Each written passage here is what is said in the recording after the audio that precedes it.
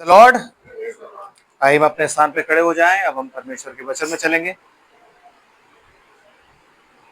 और हम परमेश्वर के वचन से निकालेंगे योएल नबी की पुस्तक।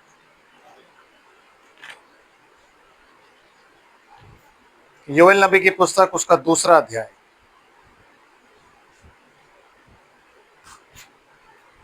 योएल नबी की पुस्तक, उसका दूसरा अध्याय और उसकी 28वीं आयत से पढ़ता हूं मैं आपके सामने। यहाँ यूं लिखा है, उन बातों के बाद मैं सब प्राणियों पर अपना आत्मा उंडेलूंगा।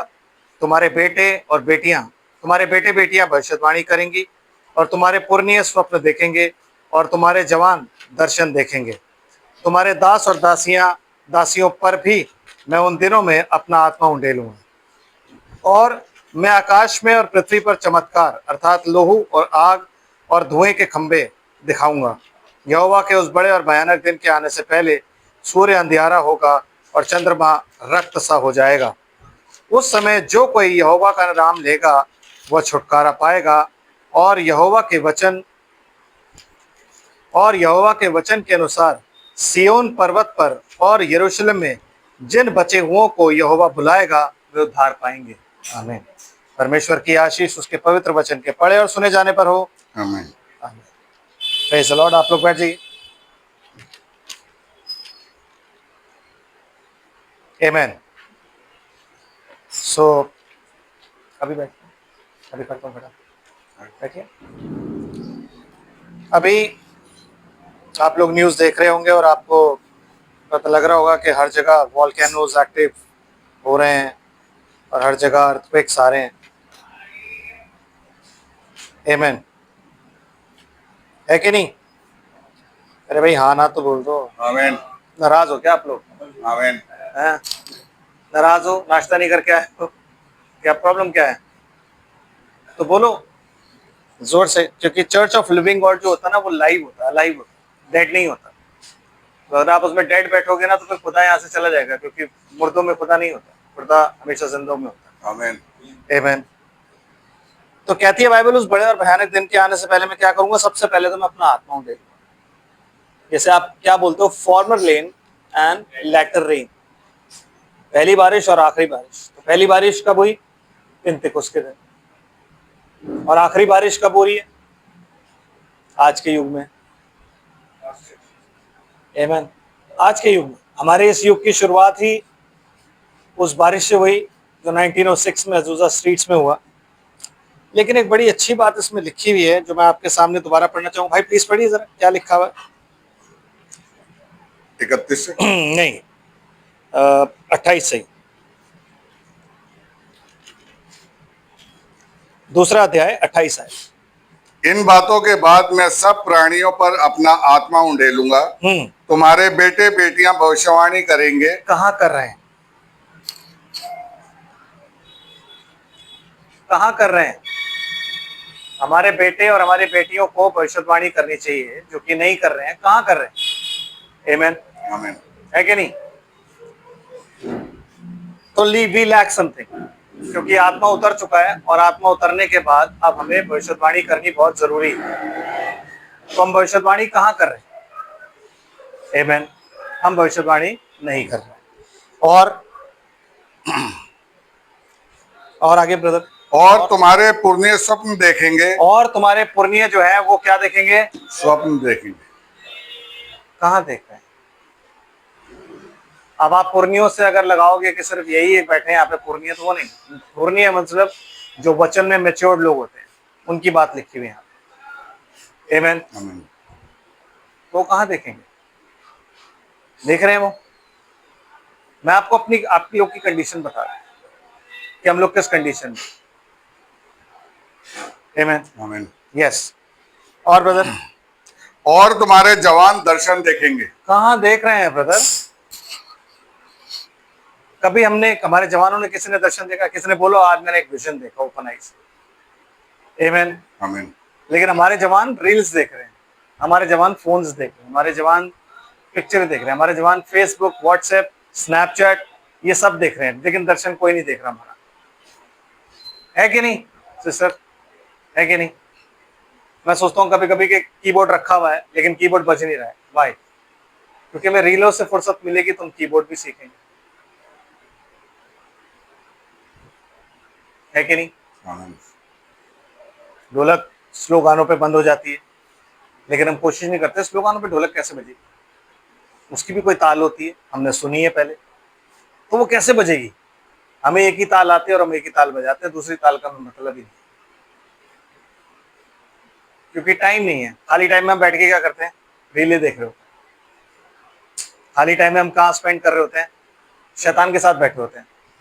हमारे गले में हाथ डाल के बैठा होता है, कहता देखे जा देखे जा देखे जा, जितना देख सकता है देख, कोई टेंशन नहीं है, अभी थोड़ी देर और है, देखता रहे, एक और देख ले। वो कितने सेकंड की होती है एक रील? लगभग 30। 20 सेकंड की। तो 20 सेकंड 20 सेकंड 20 सेकंड 20 सेकंड कर करके आपको कब 3 घंटे कर देता है, आपको पता नहीं लगता। आमीन। आमीन। ये कंडीशन चर्च की है, ये कंडीशन चर्च की है, बिकॉज चर्च लैक समथिंग। नहीं, church lack everything. The life of Christ, जो मसीह का जीवन है, वो हमारे जीवन में नहीं पाया जाता। हम डेडिकेटेड नहीं, बट हम रैप्चर में जाना चाहते हैं। समझ रहे हो आप? हम चाहते हैं कि हम रैप्चर में जाएं, लेकिन हम डेडिकेटेड नहीं। तो हम कैसे रैप्चर में जाएंगे? जा सकते हैं? नहीं। नहीं जा सकते हम रैप्चर में, हम कभी जाएंगे ही नहीं अगर हमें लगता है कि हम रैप्चर में ऐसे चले जाएंगे। आमीन। क्योंकि हमारी सबकी अपनी अपनी जिंदगी है और हम उनमें बिजी चल रहे हैं, तो हम कैसे जाएंगे? हम नहीं जा सकते। आमीन। आमीन। इस युग में परमेश्वर ने सबसे ज्यादा रेवलेशन दी है। इस युग में वो रेवलेशन और भी दे रहा है। हम खुश होते हैं कि हाँ चर्च में रेवलेशन है, हम खुश होते हैं कि नबी का संदेश हमारे पास है, हमने रेवलेशन पाया। लेकिन ये कंडीशंस हमारी, वो मैसेज सुनने के बाद, उस मैसेज को रिसीव करने के बाद, रेवलेशन पाने के बाद, ये कंडीशन हमारी चेंज होनी चाहिए, बट वो हमारी कंडीशन चेंज नहीं होती। जैसे जैसे दिन नजदीक आ रहा है, वैसे वैसे हम लोग दूर होते जा रहे। दूर होते जा रहे हैं। हम में से कोई भी आत्मा में नहीं है, क्योंकि जब यूहन्ना आत्मा में आया, जब स्तिफनुस आत्मा में आया, तो उसने स्वर्ग को खुला हुआ देखा। जब पतरस आत्मा में आया, तो उसने चादर उतरती देखी। हम चेलों की शिक्षा पर हैं, और जब जैसे कहते हैं यूहन्ना आत्मा में आया, तो उसने स्वर्ग का द्वार खुला देखा, है नहीं? आमीन। तो वी लैक समथिंग। ओ, समथिंग नहीं, एवरीथिंग। We lack everything. आमीन। आमीन। है नहीं? अगर मान लो अभी वीडियोस चल रहे हैं, बहुत लोग वीडियोस डाल रहे हैं, येलो स्टोन पे ये होने वाला है, येलो स्टोन पे होना, जानवर भाग रहे हैं, मैंने भी वीडियो शेयर किया। आपको पता वीडियो इंपॉर्टेंट है या नहीं है? येलो स्टोन वो वॉल्केनो है जो अगर एक बार फटता है तो अमेरिका में बहुत नुकसान होगा, प्लेनेट पे भी बहुत नुकसान होगा, क्योंकि बहुत बड़ा सबसे बड़ा। वॉल्केनो है। 2012 उसी पे बनी है, यू नो। सो एक्टिवेशन हो चुकी है, बर्थ पेन्स चल रही हैं, अर्थक्वेक इसीलिए आ रहे हैं, ठीक है, वॉल्केनोज इसीलिए एक्टिव हो रहे हैं। खुदा ये बात को जानता था, इसलिए उसने पहले से बताया। हम कहते हैं कि ये चीजें नेचुरल नहीं है, ये मैन मेड है या क्रिएटेड है, दैट इज फाइन। खुदा को ये भी मालूम था कि ये लोग करेंगे, बिल्कुल। इसलिए उसने बोला कि भाई वो उनको करने दे रहा है, वो उनको करने दे रहा है। क्यों? क्योंकि वो कह रहा है अभी तुम अपना खेल खेल लो, जब मैं खेलूंगा तब तुम पहाड़ों की खो में चले जाओगे और अपनी मूर्तियां चमगादड़ों के आके फेंक के बोलोगे हमें उससे जो सिंहासन पर है और मेमने के प्रकोप से बचा। बचा। आमीन। आमीन। समझ आ रहा है? तो ये हम चीजें लैक करते हैं ब्रदर, बहुत ज्यादा। खुदा हमें वॉर्न कर रहा है, लेकिन हम समझ नहीं रहे हैं। और हम इसलिए नहीं समझ रहे हैं क्योंकि हम ओवर कॉन्फिडेंट हैं। हमें लगता है कि हम क्योंकि फेथ में पाए जाते हैं, हमें लगता है कि हम एक ऐसे चर्च में पाए जाते हैं जहाँ पे हमें रेवलेशन मिल रहा है, तो 7 थंडर्स तो हम रिसीव करेंगे कर। बट आप 7 थंडर्स रिसीव नहीं करोगे जब तक कि आप में पवित्र आत्मा नहीं होगा। क्योंकि ये तो जो हम प्रीच कर रहे हैं तो आपको वचन में से निकाल निकाल के दिखा रहे हैं, और ये एक प्रैक्टिस है इस चीज की कि आपको पता होगा कि what is in the mind of God. लेकिन वो जो रेवलेशन आएगा ना ब्रदर, वो मत सोचिए कि बहुत आसान होगा, नहीं। इसलिए अगर आसान होगा तो सारे चले जाएंगे। वो एक ऐसा रेवलेशन होगा जिसको एक्सेप्ट करना आपके लिए मुश्किल है विद दिस फ्लैश, बट आत्मा कहेगी ये ठीक कर रहा है।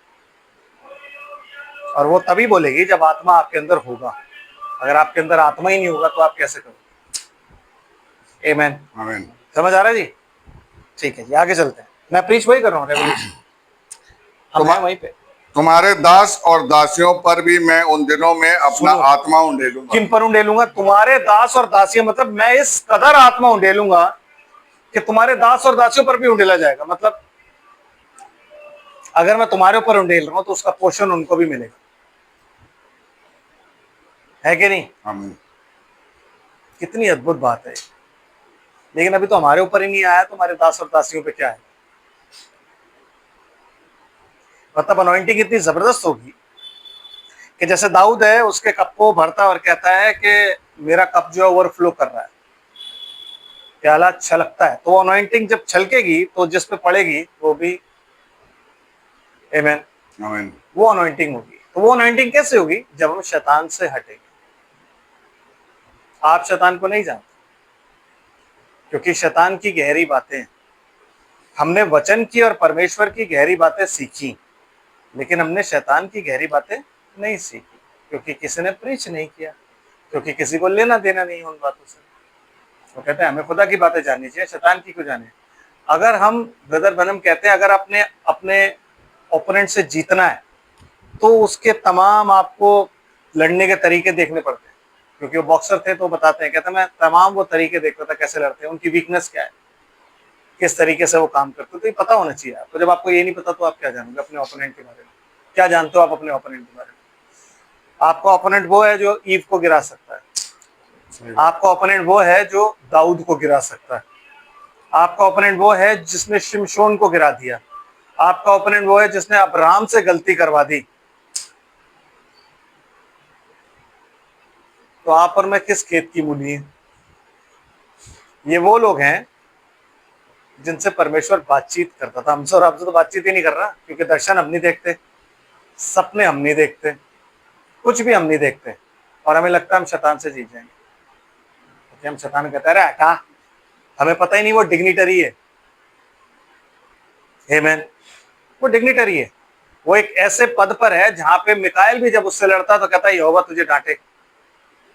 मिकाएल उसे डांटता नहीं है, क्या कहता है? यहोवा तुझे डांटे। और हम उसे हल्के में हाथ, अरे हटा तू, ये क्या कर लेगा हमारा। ओवर कॉन्फिडेंस ही हमें यहाँ ले आएगा फिर, over confidence of being in a good church. No church is good. ऐसा कोई चर्च नहीं है जो बहुत अच्छा हो, ये चर्च भी नहीं। ऐसा कोई पास्टर नहीं है जो बहुत अच्छा हो, मैं भी नहीं, मैं भी नहीं। मुझ में भी कमियां घटिया पाई जाती हैं, होंगी नहीं, हैं। आमीन। आमीन। समझ रहे हैं आप बात को? लेकिन हम कलेक्टिवली एक पिलर ऑफ फायर, समझ रहे हैं? लेकिन अब अगर हमारी सोचें अलग अलग चलेंगी, अगर हमारी जिंदगी अलग अलग चलेंगी, तो पिलर ऑफ फायर कभी नहीं मिलेगा। और अगर वो पिलर ऑफ फायर नहीं मिला तो शो डाउन नहीं होगा। बिल्कुल। उस शो डाउन के लिए पिलर ऑफ फायर को एक होना बहुत जरूरी है। आमीन। मतलब आप सबको आग बनना है, और वो आग बन के इकट्ठे होना बहुत जरूरी है। आमीन। तो हम सब आग कब बनेंगे? वो जब हम इकट्ठे हो जाए और परमेश्वर का शो डाउन हो जाए और आप दर्शन देखो, क्योंकि time is running very fast. मैं बता रहा हूं आपको, time is running very fast. कब लॉज चेंज हो जाएंगे आप और मैं नहीं जानते। आमीन। आमीन।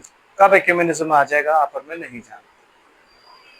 हमें चौकन्ना रहना है, हमें आसपास देखना है। जब आप इससे फोकस हटाओगे तो आसपास आप देखने पाओगे कि क्या हो रहा है। लंदन का हाल आज पता है कैसा है? लोग जब वहां रोड पे चलते हैं ना, गलियों में, स्ट्रीट्स में जा रहे होते हैं या पेवमेंट पे चल रहे होते हैं, तो वो आसपास चौकन्ने रहते हैं, उनकी नजर रहती है,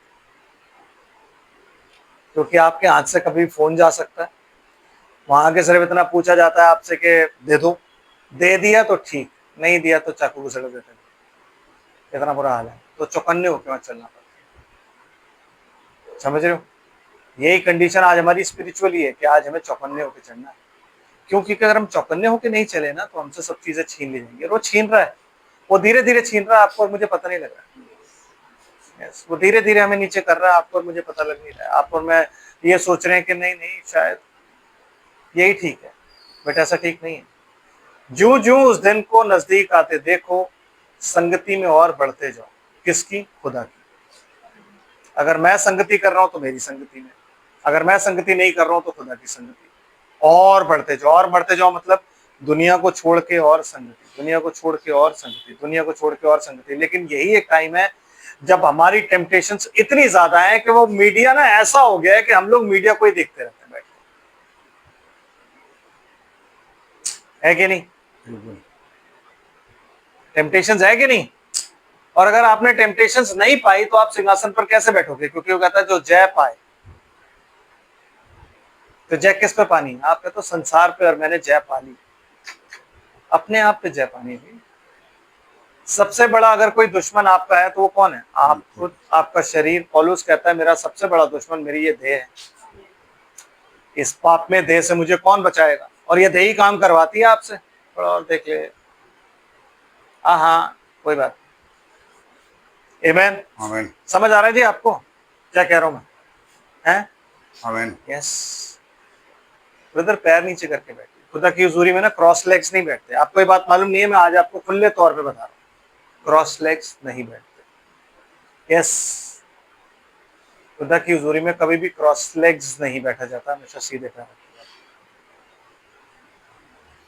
क्रॉस जब आप करते हो ना तो आप उसको डिनाई करते हो, उसकी प्रेजेंस को। तो इंटरव्यू पे जब आप जाते हो तो ऐसे ही बैठते, क्रॉस लेग्स नहीं बैठते, क्योंकि वो पूरी आपकी बॉडी लैंग्वेज चेक करते हैं। आमीन। ऐसे भी नहीं बैठते आप, क्योंकि ऐसे अगर आप खड़े हो ना तो इसका मतलब है दूसरे की प्रेजेंस को बताते हो कि तेरे से मेरे को कोई फर्क नहीं पड़ता। एरोगेंस। आमीन। ऐसे खड़े होते हो। खुदा की हुजूरी में कैसे खड़े होते हैं? जब आप गाने गाते हैं, दुआ करते हो तो कैसे करते हैं? ऐसे करते हैं, ऐसे करते हैं। यीशु मसीह ने क्या बोला? अपनी आंखें स्वर्ग की ओर उठाओ। और डिनोमिनेशन क्या कहती है? अपनी आंखें बंद करो। है कि नहीं? आमीन। अपने आंखें स्वर्ग की ओर उठा के तभी तो विजन रिट्रीव देखोगे, वरना कैसे देखोगे? आंखें ही बंद है तो क्या देखोगे आप? मैंने महसूस किया कि स्वर्गदूत घुमा। भाई आंखें खोलो, देखो यार। यस, आंखें खोलोगे तो दिखेगा ना। आमीन। आमीन।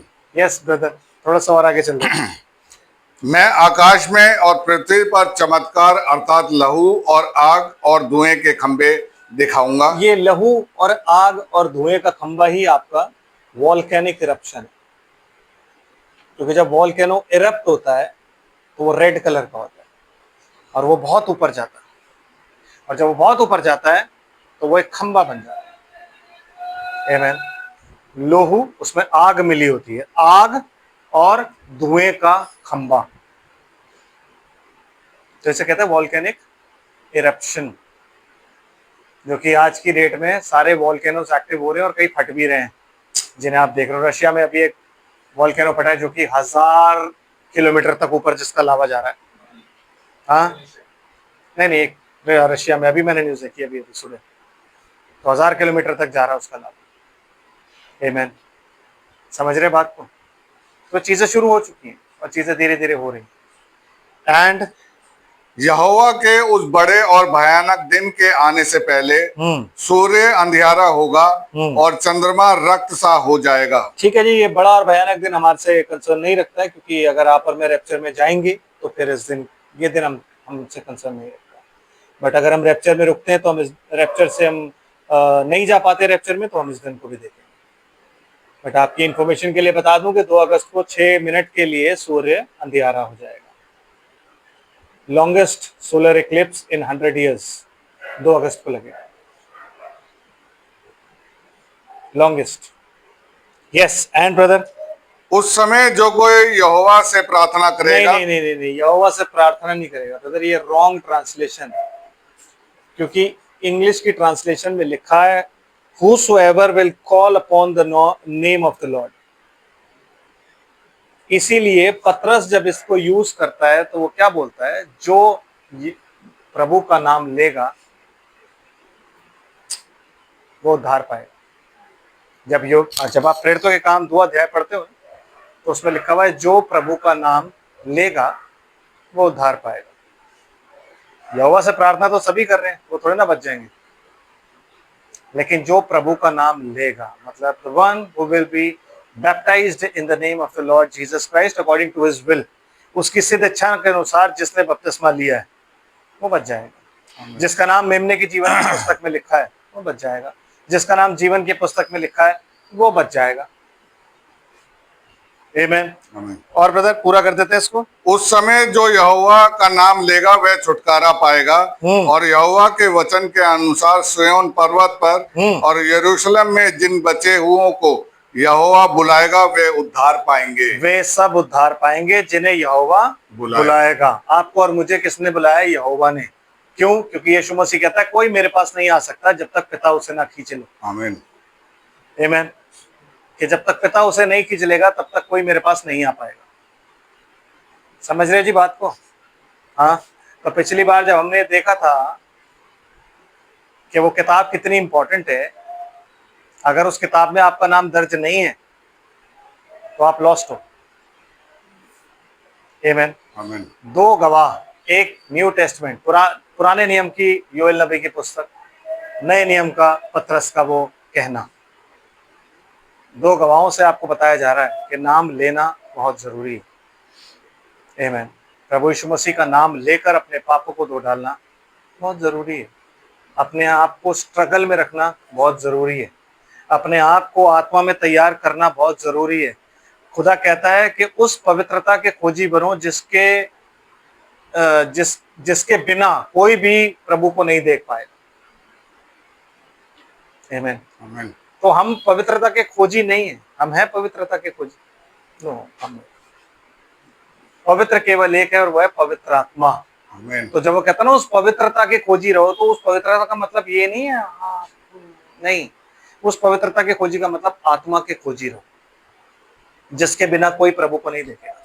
उस पवित्र आत्मा के बिना कोई भी प्रभु को नहीं देखेगा, जिसको हम और आप इजी ले रहे हैं कि भाई तो शायद 7 संडेस प्रीच कर ही देंगे, अगर नहीं किया तो। आमीन। नहीं किया तो फिर क्या करोगे? अच्छा चलो कहीं और से तो प्रीच हो ही जाएगा, एक बार हमारे कानों में तो पड़ेगा। और अगर आत्मा नहीं हुआ और नहीं रिसीव किया तो, क्योंकि जब तक आप आत्मा में नहीं आओगे आप यीशु मसीह को नहीं देखोगे। बिल्कुल। चौथे अध्याय में क्या लिखा है? मैं आत्मा में आया और मैंने स्वर्ग में द्वार खुला हुआ देखा। तो आपको वही चीज देखनी है कि आप आत्मा में आओ और आप स्वर्ग में एक द्वार खुला देखो, और कोई वहां से ऊपर बोले ऊपर आ जा, तो आप ऊपर चले जाओ। लेकिन उससे पहले आप आत्मा में आओ। तो जब आप और मैं आत्मा ही में नहीं आए तो हमने ऊपर देखा क्या? हम तो नॉर्मल अपने काम धंधे में लगे। जिनको आत्मा में थे उन्होंने देखा, उन्होंने यीशु मसीह को देखा, उसने बोला ऊपर आ जाओ, और हम अपना चले गए।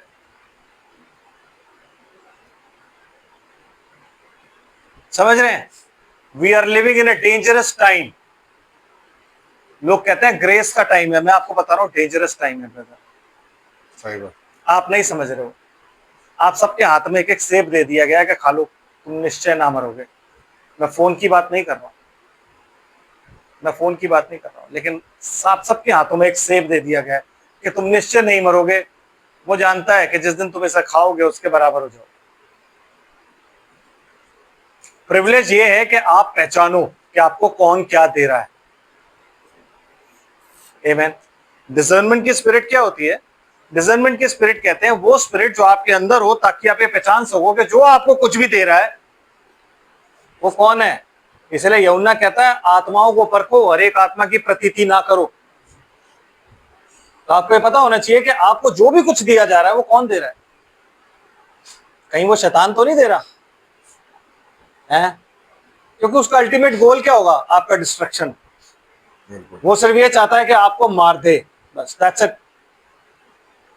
वो खुदा की इस क्रिएशन को, जो खुदा की क्रिएशन मतलब हम लोग, हम उसकी क्रिएशन है, बाकी तो कैन गुजा है वैसे ही, वो तो डिस्क्रिपेंसी है। आमीन। वो तो यूं ही घुसा है, लेकिन जो मेन उसका कंसर्न है, शैतान का जो टारगेट है वो ये है कि खुदा की क्रिएशन को नाश कर दे कैसे भी। और आज वही चीज चल रही है, क्योंकि आपके सामने अगर सींग लेके आएगा ना तो आप पहचान जाओगे शैतान आया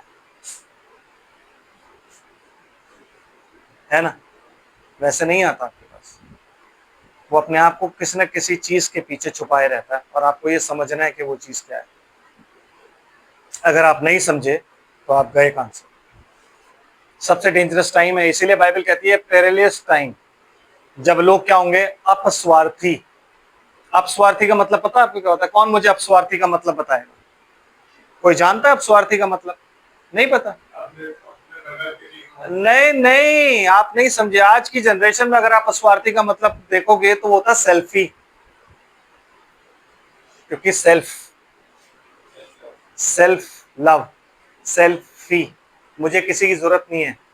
आई मी माई सेल्फ, सिर्फ अपने से प्यार करना। सिर्फ अपने से प्यार करना।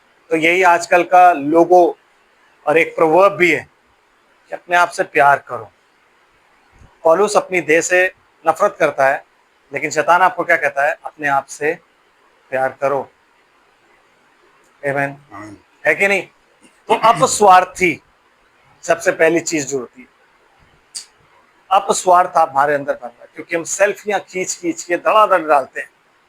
We want to show the world कि हम कितने सुंदर हैं। शैतान ने हमें वो सुंदरता के वो दिए हुए, क्या बोलते हैं उनको ब्रदर? कैप्शंस नहीं, वो क्या बोलते हैं जो चेंज करते हो आप?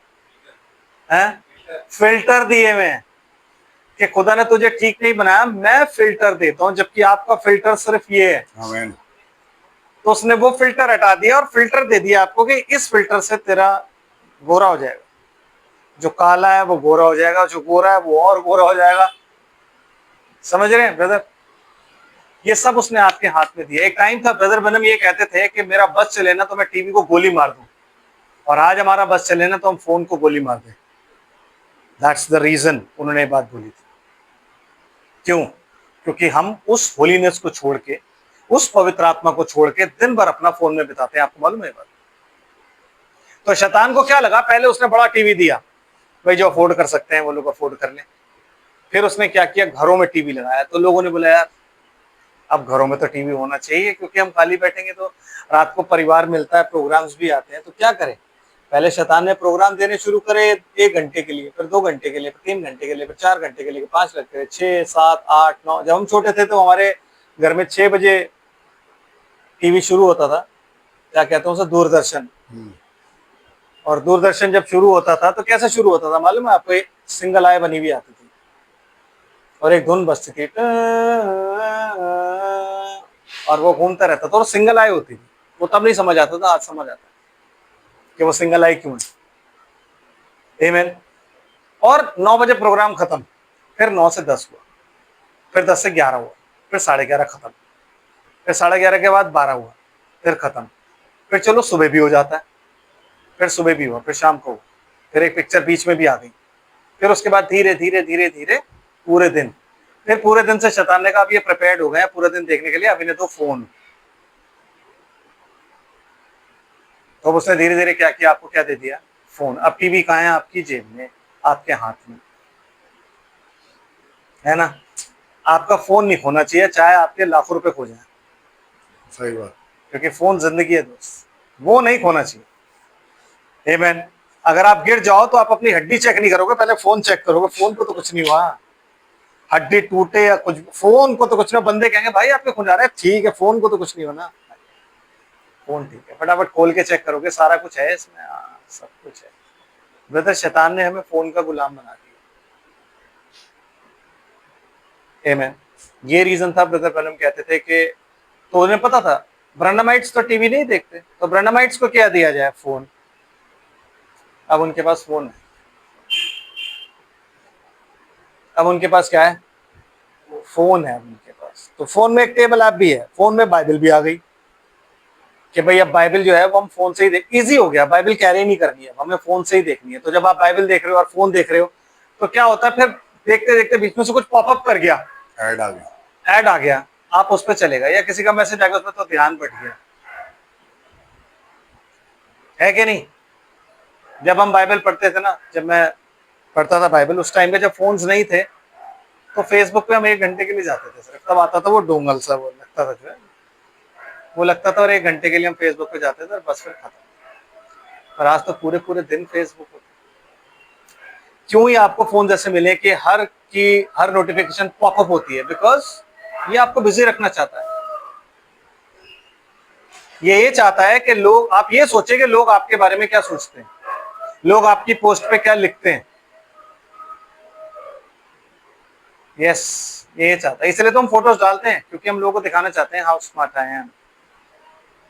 आमीन, ताकि लोग मेरी पोस्ट, मैं कितना समझदार हूँ, मैं कितना बुद्धिमान हूँ, मैं कितना ये हूँ, मैं कितना हूँ, तो वो डाल के जब उस पर कमेंट आते हैं ना, तो हमें अच्छा लगता है दोस्त। लेकिन यू मस्ट अंडरस्टैंड कि हमें जो कैसर का है वो कैसर को देना है, और जो खुदा का है वो खुदा को देना है। तो जितना टाइम आप दे सकते हो, जितना टाइम आप खुदा को दे सकते हो उतना अच्छा है, और जितना कम टाइम आप मल्टीमीडिया, क्या बोलते हैं, मल्टीमीडिया बोलते हैं ना इसको, है social media. Social media, sorry, social media को आप दे सकते हैं। देखा कैसे मुझे मल्टीमीडिया पता और आप लोग को सोशल मीडिया पता है। यंगस्टर्स की आवाज, यूथ की आवाज पहले आती है, सोशल मीडिया। आमीन। आमीन। नहीं, मैं आपको सच बता रहा हूं, अगर ये ऐसा हाल रहा तो हम रैप्चर में नहीं जा पाए। मैं जितना मर्जी खड़े होकर यहाँ पे रेवलेशन प्रीच करूँ, मैं 700 भी प्रीच कर दूंगा ना, आप कहोगे कोई नहीं, आपने चर्च खत्म होते ही निकालना है फोन, कहना है। आमीन। आमीन। ऐसे ही हम में से कोई एक किसी दिन अपने अपने कमरों में से गायब भी हो जाएगा, तब हमें पता लगेगा कि तो गलत हो गया हमारे साथ। तब हम फोन को तोड़ देंगे हथौड़ी से अपने हाथों से, चाहे वो कितना भी महंगा क्यों ना हो। फिर हम अपनी बाइबल लेंगे और फिर हम अपने कमरे में बैठ जाएंगे दुआ करने के लिए, लेकिन हमारे मन में चैन नहीं होगा, क्योंकि बाइबल कहती है तब रोना और दांत पीसना होगा, क्योंकि आपको तब एहसास होगा कि आपने मिस क्या कर दिया है और सामने क्या आ रहा है। बिल्कुल। अभी तो ग्रेस है, तो इसलिए आपको लगता है कि नहीं नहीं अभी वो, अभी टाइम है, अभी तो पता लग जाएगा, एंड आते आते भाई पुलपिट से प्रीच हो ही जाएगा। पुलपिट से कभी प्रीच नहीं होगा। आपको लगता नहीं कई बार आपको किसी को कुछ बताना और आप एकदम भूल जाते हो, भाई यार मेरे ध्यान से उतर गया, उसको मैंने बात बतानी थी।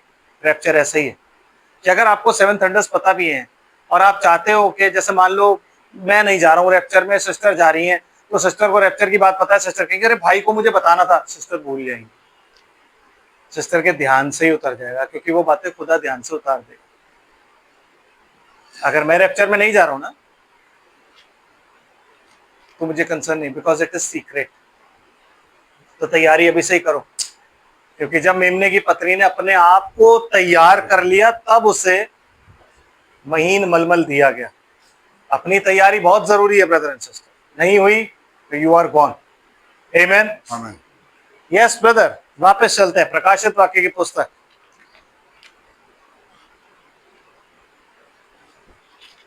और उसका 5 अध्याय, 5 का 5 अध्याय पहली आयत से ही पढ़ देते हैं। पहली हमने अभी तक करी है, शायद दूसरी आयत तो हमने करी नहीं। जी। जो सिंहासन पर बैठा था, मैंने उसके दाहिने हाथ में एक पुस्तक देखी जो भीतर और बाहर लिखी हुई थी। अब ये पुस्तक जो है ना, ये भीतर और बाहर दोनों साइड लिखी हुई है, अंदर भी लिखी है बाहर भी लिखी है। ये ऐसी बुक नहीं है, स्क्रोल। ऐसी नहीं है, ये स्क्रोल है। स्क्रोल पता है क्या होता है? राजघराने में वो दोनों तरफ से लोग कपड़े को ऐसे करके रोल करके रखा होता है, वो यूं खोलते हैं ना, ये वो है, उस टाइप का रोल। एंड ब्रदर, और वे 7 मोहर लगाकर बंद की गई थी।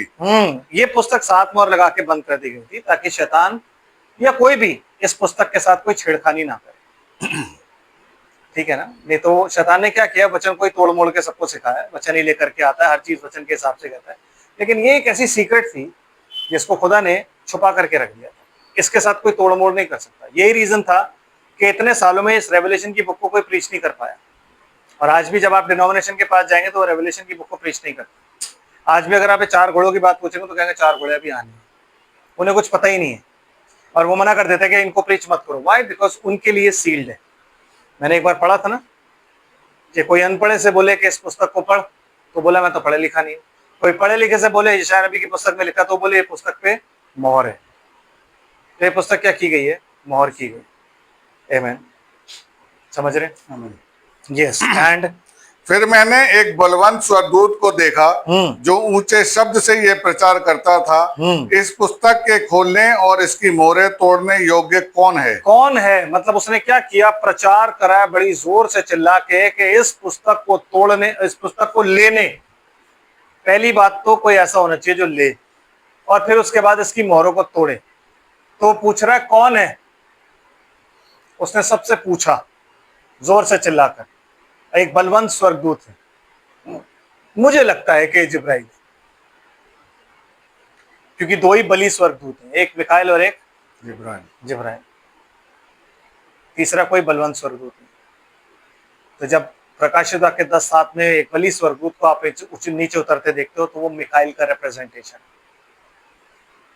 है, यीशु मसीह है, लेकिन वो किंग की तरह क्लेम कर रहा है, वॉरियर बन के आया क्लेम कर रहा है। तो यहाँ पे वो पूछ रहा है, कह रहा है कि ये कौन है? आमीन। कोई है ऐसा जो इस पुस्तक को खोले? जोर से चिल्ला के पूछता है। और जब वो पूछता है तो वो स्वर्ग में नहीं पूछ रहा है, वो हर जगह पूछ रहा है। और वो पूछ इसलिए रहा है क्योंकि उसको पता है मैं भी तो खोल सकता हूँ, मैं भी तो ले सकता हूँ। ये स्वर्गदूत जो खड़े हुए इन्होंने भी तो पाप नहीं किया, ये भी तो कर सकते हैं। लेकिन परमेश्वर को स्वर्गदूतों की जरूरत नहीं है। परमेश्वर को किसकी जरूरत है? मनुष्य की। आमीन। क्योंकि पाप किसके द्वारा आया? मनुष्य के द्वारा आया। तो जब पाप मनुष्य के द्वारा आया तो परमेश्वर को उस मनुष्य को अपने साथ मेल करने के लिए, जो हम गिरे हुए मनुष्य थे, जो हम पाप में पड़े हुए थे, आमीन, उनसे मेल कराने के लिए कौन चाहिए था? एक मनुष्य। अब हम में से तो कोई भी नहीं कर पाया। क्यों नहीं कर पाया? निकालते रोमियो की पत्री, उसका 3 अध्याय और उसकी 23 वर्ष पढ़ते हैं, क्या लिखा हुआ है।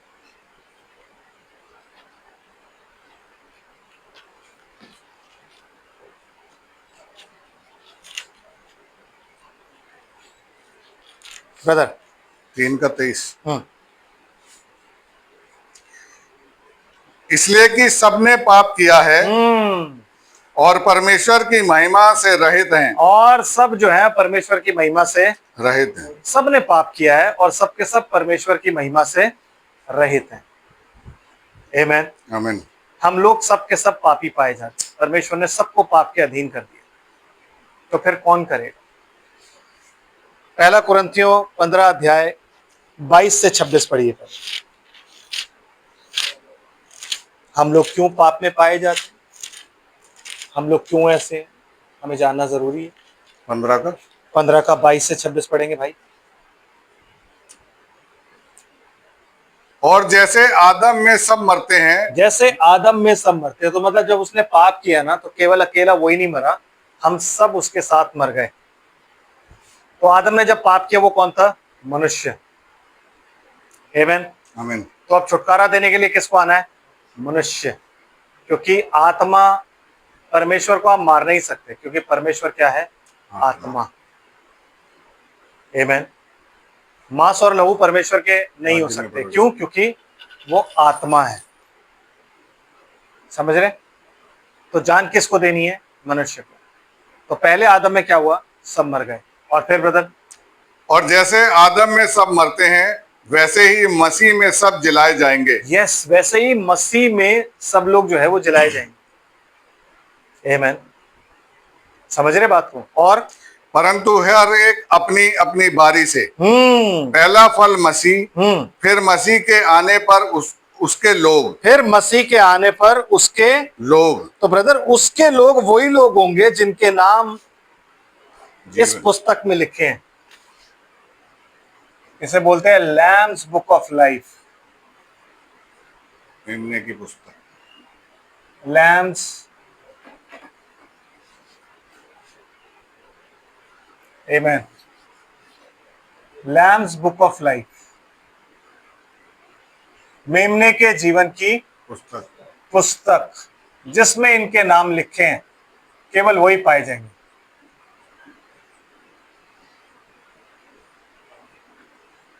समझ आ रहा है? आमीन।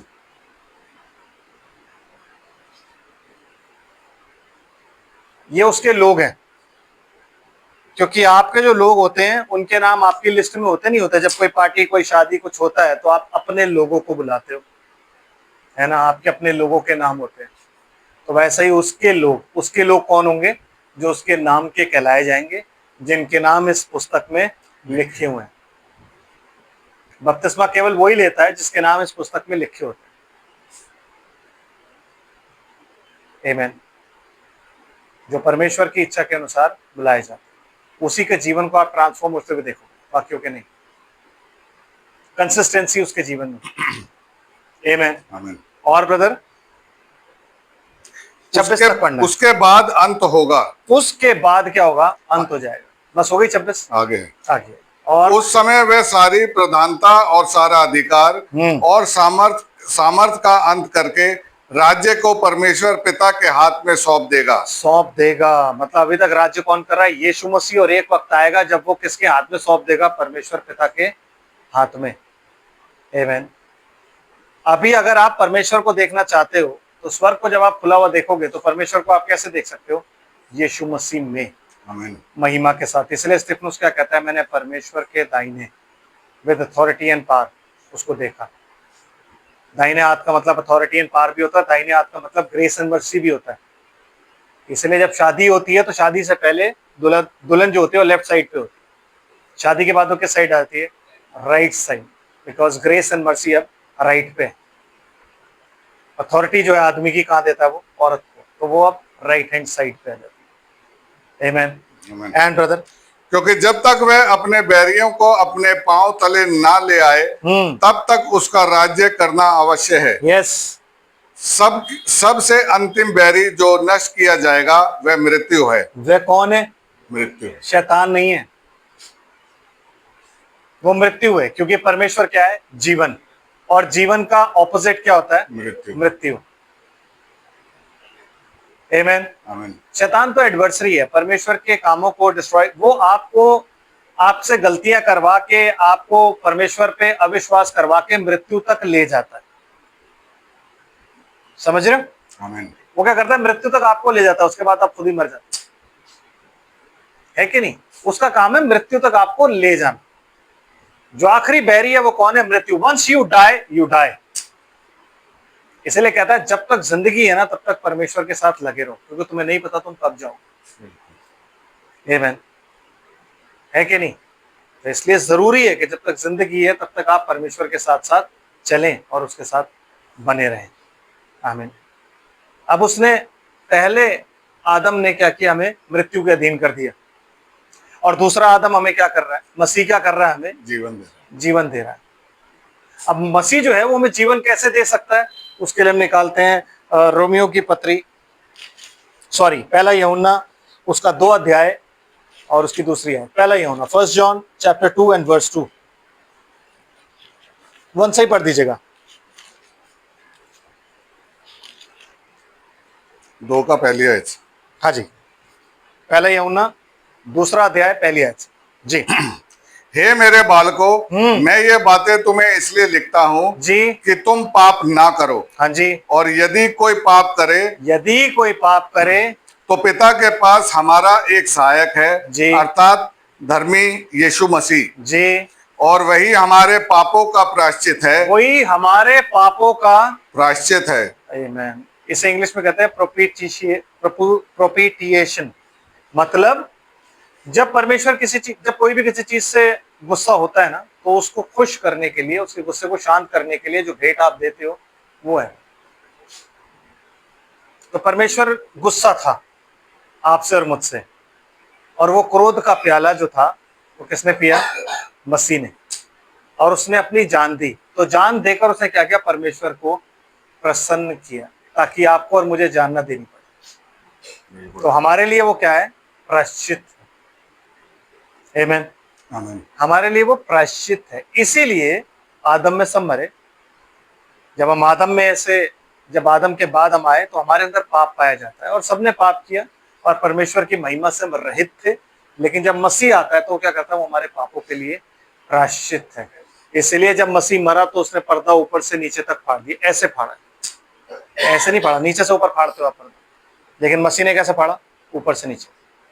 वो परमेश्वर ने पर्दा फाड़ा था। क्यों? क्योंकि उसने अब क्या कर दिया? होली ऑफ होलीज जो था उसको खोल दिया, रिवील कर दिया, पर्दा हटा दिया। इसलिए स्तिफनुस स्वर्ग को खुला देख सकता है। इसलिए यूहन्ना स्वर्ग को खुला देख सकता है। पतरस स्वर्ग को खुला देख सकता है। पौलुस 3 बार स्वर्ग तक पहुंच सकता है। विलियम ब्रेनम स्वर्ग तक पहुंच सकता है, लेकिन वही पहुंच सकता है जो जिंदा है। कोई ये नहीं कह सकता कि मैं मर गया था, मैं स्वर्ग में गया, वहां मैंने इसे देखा, मैंने उसे देखा और फिर मैं वापस आ गया। ऐसा कोई माइकल हल नहीं है जो वापस आ जाए, सिवाय मसीह यीशु के। आमीन। ऐसा कोई नहीं, तो वो सब झूठे। आमेन। और जब तक आप आत्मा में नहीं आओगे तब तक आप कुछ भी नहीं देख सकते, तब तक बहुत मुश्किल है देखना। आमेन। आमीन। आत्मा में आने के बाद ही चीजें देखी जाती हैं, दृश्य बदलते हैं, आयाम क्रॉस होते हैं। तो वो आत्मा में आने के लिए सबसे पहले अपने शरीर को मारना पड़ेगा, है कि नहीं? कहता है आत्मा से शरीर की क्रियाओं को मारो। तो शरीर जैसे जैसे मरता जाएगा, आत्मा वैसे वैसे बलवान होती जाएगी। आत्मा जितनी बलवान होती जाएगी उतना आप आत्मिक चीजों को देख पाओगे, उतना वो आत्मा आपके साथ बातचीत करके अपने दर्शन करा पाएगा, और उतना ही आप स्वर्ग को देखने पाओगे, उससे पहले नहीं। तो मसीह क्या है? हमारा हमारा प्रायश्चित। ब्रदर पूरी कर दीजिए प्लीज, आयत ये दूसरी। और वही हमारे पापों का प्रायश्चित है, और केवल हमारे ही नहीं वरन सारे जगत के पापों का भी। वरन सारे जगत के पापों का भी। सारा जगत मतलब परमेश्वर के लोग। यस, सारा जगत मतलब आप ये मत सोचो कि सारे जगत का मतलब है सारा जगत। नहीं नहीं, ये सारे जगत में तो क्रिश्चियंस भी नहीं आते जो अपने आप को क्रिश्चियंस कहते हैं। केवल वो लोग जिनके नाम उसके जीवन की पुस्तक में लिखे हैं, वो जगत की वो बात करता है। उसके अलावा और किसी जगत की वो बात नहीं कर रहा है। सिर्फ वही लोग हैं जिनके नाम जीवन की पुस्तक में लिखे हुए हैं। आमीन। आमीन। समझ आ रहा है आप लोग? और अगर नहीं यकीन आ रहा तो निकालो यूहन्ना 17।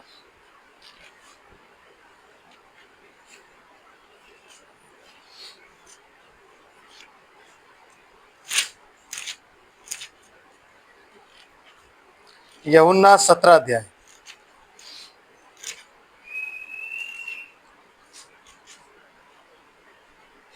और 9वीं आयत। मैं उनके लिए विनती करता हूँ, संसार के लिए विनती नहीं करता, परंतु उन्हीं के लिए जिन्हें तूने मुझे दिया है, क्योंकि वे तेरे हैं। क्योंकि वे तेरे हैं, उन सब के नाम जीवन की पुस्तक में लिखे हुए, और तूने वो सारे मेरे को दिए। तू मुझे बता रहा है कि इन को लाना है, और मैं उन लोगों के लिए तुझसे विनती कर रहा हूं। तो अगर आपका नाम जीवन की पुस्तक में है तो यीशु मसीह ने उसी दिन आपके लिए विनती करी। आमीन। आमीन। कहता है जिन जिन को तूने मुझे दिया। मैं संसार के लिए विनती नहीं करता। गॉड इज नॉट कंसर्न संसार में क्या है क्या नहीं, वो उसका कंसर्न जो है वो हमारे ऊपर है। आमीन। उसे पता है संसार की दुष्टता बढ़ रही है, वेट कर रहा है, वेट कर रहा है। वो रुकेगा कब तक? क्योंकि वो लॉन्ग सफरर है, धीरज धरने वाला है, सहने वाला है। तो वो अपने समय तक रुकेगा। वो कब तक रुकेगा? उसका समय जब तक के अंतिम भेड़ प्रवेश न कर ले।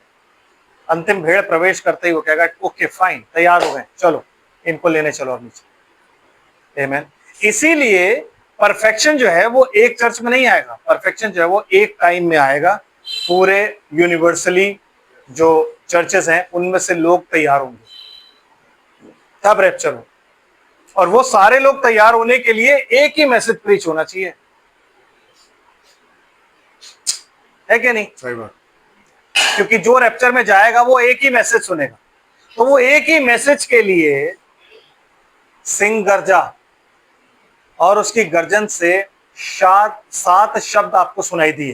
तो वो गर्जन एक है, लेकिन शब्द कितने हैं? 7 डिफरेंट जगह पे 7 कॉन्टिनेंट्स के लिए 7 बंदे जो प्रचार कर रहे हैं, और वो एक ही वर्ड को प्रीच करेंगे। और वो वर्ड जब आपके पास पहुंचेगा, आप आत्मा में होके उसको रिसीव करोगे और आप बदल जाओगे। आमीन। आमीन। समझ रहे? ये तरीका है वो, कि एक ही मैसेज होगा। वो जैसे आज भी आप एक ही मैसेज में पाए जाते हो, वो भी एक ही मैसेज प्रीच होगा। कहां प्रीच होगा, कैसे प्रीच होगा, ये मैं नहीं जानता। कौन करेगा ये भी मैं नहीं जानता। ये खुदा की योजना है अपने आप। आमीन। क्योंकि यही चीज तो उसने सील करके रखी। और 7 थंडर्स तो ऐसा है जो उसने पुस्तक खोलने के बाद, पुस्तक खुली हुई है तब यूहन्ना लिखने वाला है, और वो कहता है कि इसे मत लिख। पुस्तक खुली हुई पुस्तक के बाद मीन्स 7 सील्स खुल चुकी हैं, लेकिन 7 सील में कुछ ऐसा है जो उसको लिखने के लिए मना कर दिया गया। तो वो खुली पुस्तक में कुछ ऐड करना चाह रहा, तो करना, इसको मत लिख, इसे बंद कर दे। आमीन। आमीन।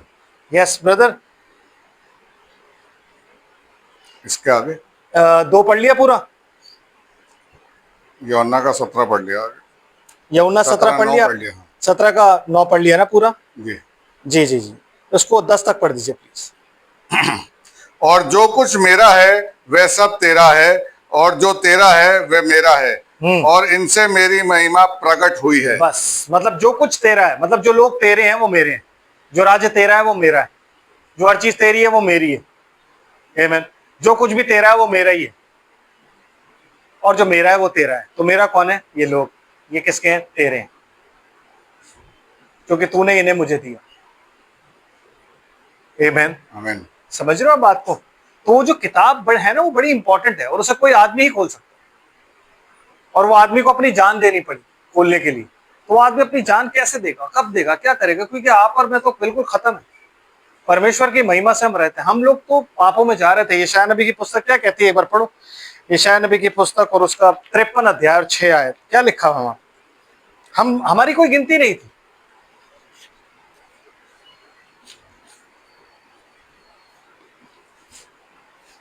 आइज़ाया 53 वर्स 6। हम तो सब के सब भेड़ों के समान भटक गए थे, हम में से हर एक ने अपना अपना मार्ग लिया। हम में से सब ने ना अपना अपना मार्ग ले लिया था।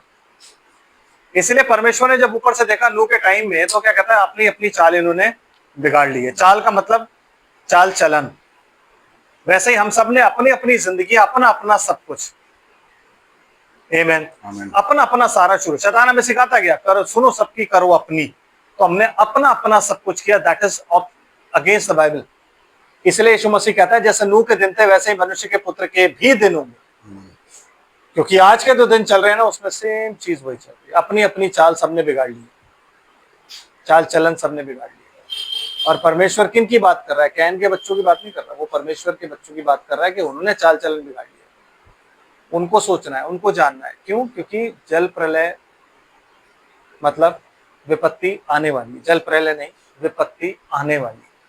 ये जो जल प्रलय पूरी दुनिया में आप देख रहे हो ना, वहां फ्लड आ गए, इतने लोग मर गए, वहां फ्लड आ गए, ये परमेश्वर नहीं कर सकता। क्योंकि उस दिन उसने नूह से जो वाचा बांधी थी वो कायम है उस पर।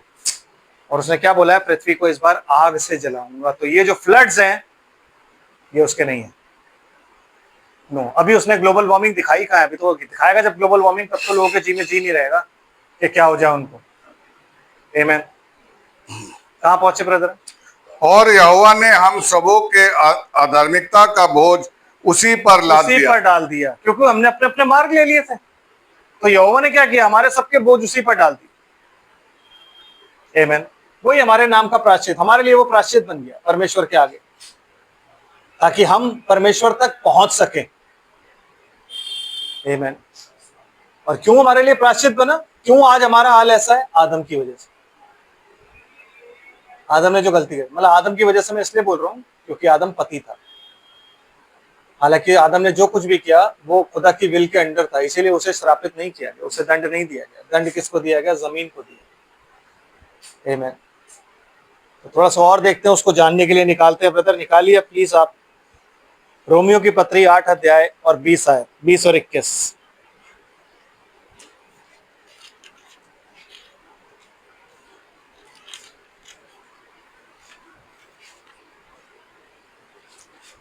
क्योंकि सृष्टि अपनी इच्छा से नहीं पर अधीन करने वाले की ओर से व्यर्थता के व्यर्थता के अधीन इस आशा से की गई। हम एक काम करते हैं, हम थोड़ा ऊपर चलते हैं ब्रदर, इसको ऊपर से पढ़ते हैं। 18 से पढ़ते। क्योंकि मैं समझता हूं कि इस समय के दुख और कलेश उस महिमा के सामने जो उस पर प्रकट होने वाली है कुछ भी नहीं है। आमीन। क्योंकि सृष्टि बड़ी आशा भरी दृष्टि से परमेश्वर के पुत्रों के प्रकट होने की बाट जो रही है। Yes brother. और क्योंकि सृष्टि अपनी इच्छा से नहीं, हाँ जी, पर अधीन करने वाले की ओर से व्यर्थता के अधीन इस आशा से की गई। यस। कि सृष्टि भी आप ही विनाश के दासत्व से छुटकारा पाकर परमेश्वर के संतानों की महिमा और स्वतंत्रता प्राप्त करेगी। आमीन। मतलब जब परमेश्वर के संतानें यहाँ घूमेंगी ना, तो पृथ्वी भी जो है वो क्या हो जाएगी? रिडीम, स्वतंत्र। आमीन। तो सृष्टि बड़ी ही आशा भरी नजरों से किसके प्रकट होने की बाट जो रही है? परमेश्वर के पुत्रों की। तो रिडेम्पशन का एक पार्ट जो है वो क्या है? परमेश्वर के पुत्रों का प्रकट होना सृष्टि के लिए। और आपके लिए और मेरे लिए रिडेम्पशन और छुटकारे का एक पार्ट क्या है? यीशु मसीह के नाम का प्रकट होना। क्योंकि परमेश्वर का पुत्र जब प्रकट हुआ, जब उसका नाम हम पे प्रकट हुआ, तो हमारा छुटकारा हुआ। इसलिए कहता है जो जो यीशु मसीह के नाम में बपतिस्मा लेगा वो पवित्र आत्मा का दान पाएगा। आमीन। तो जब हमने पवित्र आत्मा का दान पाया और आज हम सब 2000 सालों से जिन्होंने भी पूरी ईमानदारी से और परमेश्वर की इच्छा के अनुसार उस बपतिस्मे को लिया और उसके बाद आगे बढ़ते रहे, पवित्र आत्मा का दान पाया, सृष्टि बड़ी ही आशा भरी नजरों से ना उनके प्रकट होने की बात जो रही। तो रैप्चर का टाइम जैसे ही आएगा तो सारे के सारे प्रकट हो जाएंगे, सृष्टि उनको देखेगी। क्योंकि सृष्टि ही ऐसी चीज है जो अनदेखी चीजों को देखती है, आप और मैं नहीं देखते। क्यों? क्योंकि हमारी आंखें जो है ना, 6th डायमेंशन, आमीन, हमारी आंखें जो है ना, है कि नहीं, क्या कहते हो उसको आप? 7th सेंस, क्या 6th सेंस? 6th सेंस नहीं है हमारे अंदर। क्यों नहीं है? क्योंकि हमें शरीर में पाए जाते हैं। जिस दिन आप आत्मा में पाओ जाओगे ना, उस दिन आप सब कुछ देखने पाओगे। यस, वो आत्मा में होना बहुत जरूरी है।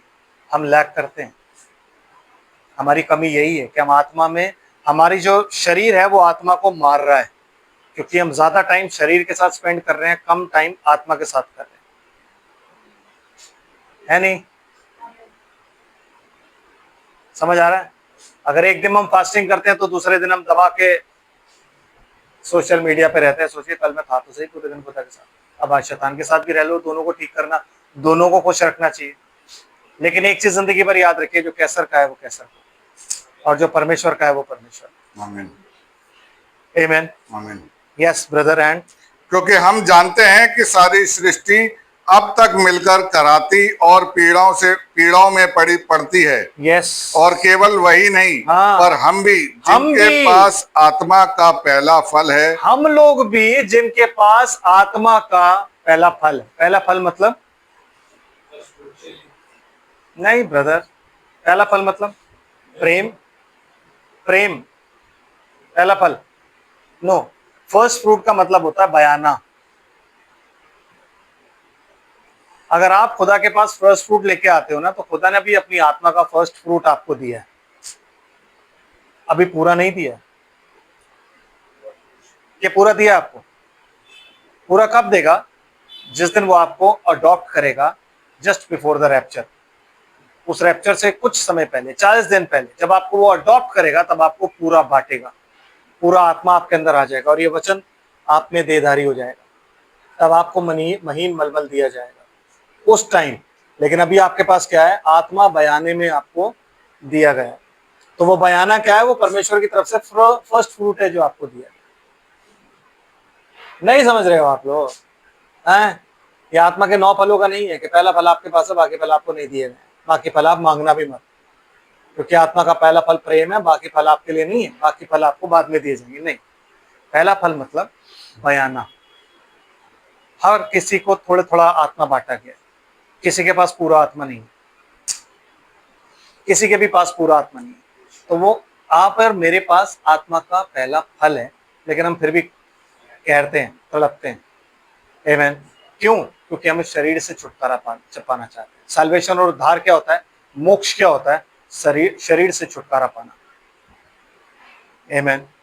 उद्धार क्या है? शरीर से छुटकारा पाना। यीशु मसीह क्यों आया? ताकि आप इस शरीर से छुटकारा पाओ, इस पाप में देह से छुटकारा पाओ। यीशु मसीह इसलिए आया। आमीन। तो आप आज वैसे ही पीड़ाओं में तड़पते और कहते हो जैसे पौलुस कह रहा है कि मुझे इस पाप में देह से कौन बचाएगा। अगर आप अपनी देह से बहुत प्यार करते हो, अगर आपको लगता है कि ये देह की मुझे बहुत मतलब, अगर आपको उन घृणा पापों से घृणा नहीं है जो देह आपसे करा रही है, और उसके चलते आप देह से भी घृणा नहीं कर रहे हो, तो इसका मतलब है आप शैतान के चलाए चल रहे हो, परमेश्वर के चलाए नहीं चल रहे। यीशु मसीह कहता है प्रार्थना करते रहो, क्योंकि शरीर कमजोर है और आत्मा बलवान है। प्रार्थना करते रहो ताकि परीक्षा में ना पड़ो। आप परीक्षा में और मैं परीक्षा में क्यों पढ़ते हैं हम लोग? क्योंकि हम प्रार्थना कम करते हैं ब्रदर एंड सिस्टर। आप जितना प्रार्थना करोगे उतना आप आत्मा में रहोगे। समझ रहे हैं? हम प्रार्थना जब करते हैं तो हम आत्मा में रहते हैं, क्योंकि आत्मा हमारी आत्मा से मिलकर आहें भर भर कर प्रार्थना करता है। अब भाई कितनी प्रार्थना करें यार, थोड़ा तो बंदा रिलैक्स करता है। मतलब हम प्रार्थना को क्या रखते हैं? एज अ वर्क, कि उस वर्क से हमें रिलैक्सेशन चाहिए। वर्क ड्यूटी तो हमारा अल्टर हो गया बस। लेकिन अगर हम पूरे दिन प्रार्थना कर रहे हैं तो हमें लगता है कि यार रिलैक्स होना चाहिए बंदे को थोड़ा सा। आमीन। लेकिन उसी प्रार्थना को यीशु मसीह क्या कहता है? ए थके मांदे बोझ से दबे लोगों मेरे पास आओ, मैं तुम्हें क्या दूंगा? विश्राम। एक्चुअली होता क्या है, हम प्रार्थना जब करते हैं ना तो हम ये नहीं सोचते कि मुझे ये आयाम क्रॉस करना है और आज मैं दर्शन देख। अगर हम वो चीज सोचने लग जाए ना तो हमारी प्रार्थना लंबी हो जाएगी। हम फिर बैठने लग जाएंगे, फिर चीजें हमें दिखने लग जाए। है कि नहीं ब्रदर? एक टाइम होता था जब मैं फास्टिंग करता था, बहुत साल पहले भाई, वो टाइम दोबारा पता नहीं, मैं कोशिश भी करूं तो भी शायद ना आए। कि जब अपने कमरे में घुस जाओ ना पूरे पूरे दिन और उसके बाद फास्टिंग करो तो चीजें दिखती थी। बट आज वो रिलेशनशिप हम कहते हैं खुदा से, खुदा वो रिलेशनशिप टूट गया। खुदा कहता मैंने थोड़ी नहीं तोड़ा है, तूने तोड़ा है। तू बैठता ही नहीं है, तू मेरे को देता ही नहीं है उतना टाइम। है कि नहीं? अब तेरे पास फोन आ गया है, अब तेरे पास फोन नहीं होता था। तब तेरे पास बाइबल होती थी तो तू हर जगह बाइबल पढ़ने बैठ जाता था, बाइबल लेके हर जगह जाता। तू फोन देखता रहता है, हर जगह जाता, रील खोल लेता है, कुछ भी करता है, ये करता है वो करता है। समझ रहे हैं आप बात? ये तरीका है कि खुदा के पास अगर आपने जाना है तो यही एक तरीका, उसके अलावा कोई नहीं। अगर खुदा की योजनाओं को आपने देखना है तो यही एक तरीका। अगर आत्मा को परख करनी है तो यही एक तरीका है कि अपने आप को आत्मा में रखो, क्योंकि आत्मिक जन सब कुछ जानता है। आत्मिक जन सब कुछ जानता है, शारीरिक मनुष्य कुछ भी नहीं जानता। शारीरिक मनुष्य कैसा है? जिसने अपना मुखड़ा शीशे में देखा, आईने में देखा और थोड़ी देर बाद गया और भूल गया मैं कैसा दिखता था। यही तो पौलुस कहता है। आत्मिक जन कैसा है? जैसे याद रहता है मैं कैसा दिखता था। क्यों? क्योंकि वो जब भी देखता है वो देखता है मैं थोड़ा थोड़ा यीशु मसीह की तरह होता जा रहा हूं। है नहीं? हॉफमैन की तरह नहीं, नहीं, हॉफमैन की फोटो की तरह मैं नहीं कह रहा। ठीक है, हॉफमैन ने अपनी प्रेरणा से वो फोटो बनाई है, बट यीशु मसीह वैसा नहीं था। नो प्लीज, अगर वो भाई ब्रनम ने यूज करी है तो उसका मतलब ये नहीं कि आप जब नीचे आओगे तो अगर हॉफमैन नहीं आया आपको, मैं नहीं जाऊंगा शैतान लेने आया मेरे को, क्योंकि ये फोटो तो मेरे चर्च में लगी हुई है। तो जो बाथरूम में आ रहा है उसको हॉफमैन की तरह ही होना चाहिए, क्योंकि नबी ने बताया था वो तो हॉफमैन है, हॉफमैन की फोटो की तरह है। तो ब्रदर ऐसा नहीं है। नो, है कि नहीं? मरियम जो इतने टाइम से उसके साथ थी वो भी नहीं पहचान पाई, कह रही माली। चेले जो उसके साथ थे वो भी नहीं पहचान पाए, कह रहे भूत। है कि नहीं? तो आप और मैं कैसे पहचानेंगे? जो उसके साथ थे वो नहीं पहचान पाए। आप और मैं तभी पहचानेंगे जब हम अपना मुंह इसमें देखेंगे और इसके अकॉर्डिंग तैयार होंगे, आईने के अकॉर्डिंग नहीं, इसके अकॉर्डिंग, इस वचन के अकॉर्डिंग अगर हम तैयार तो हम यीशु मसीह के जैसे होते चले जाएंगे। आमीन। और ब्रदर क्या लिखा है?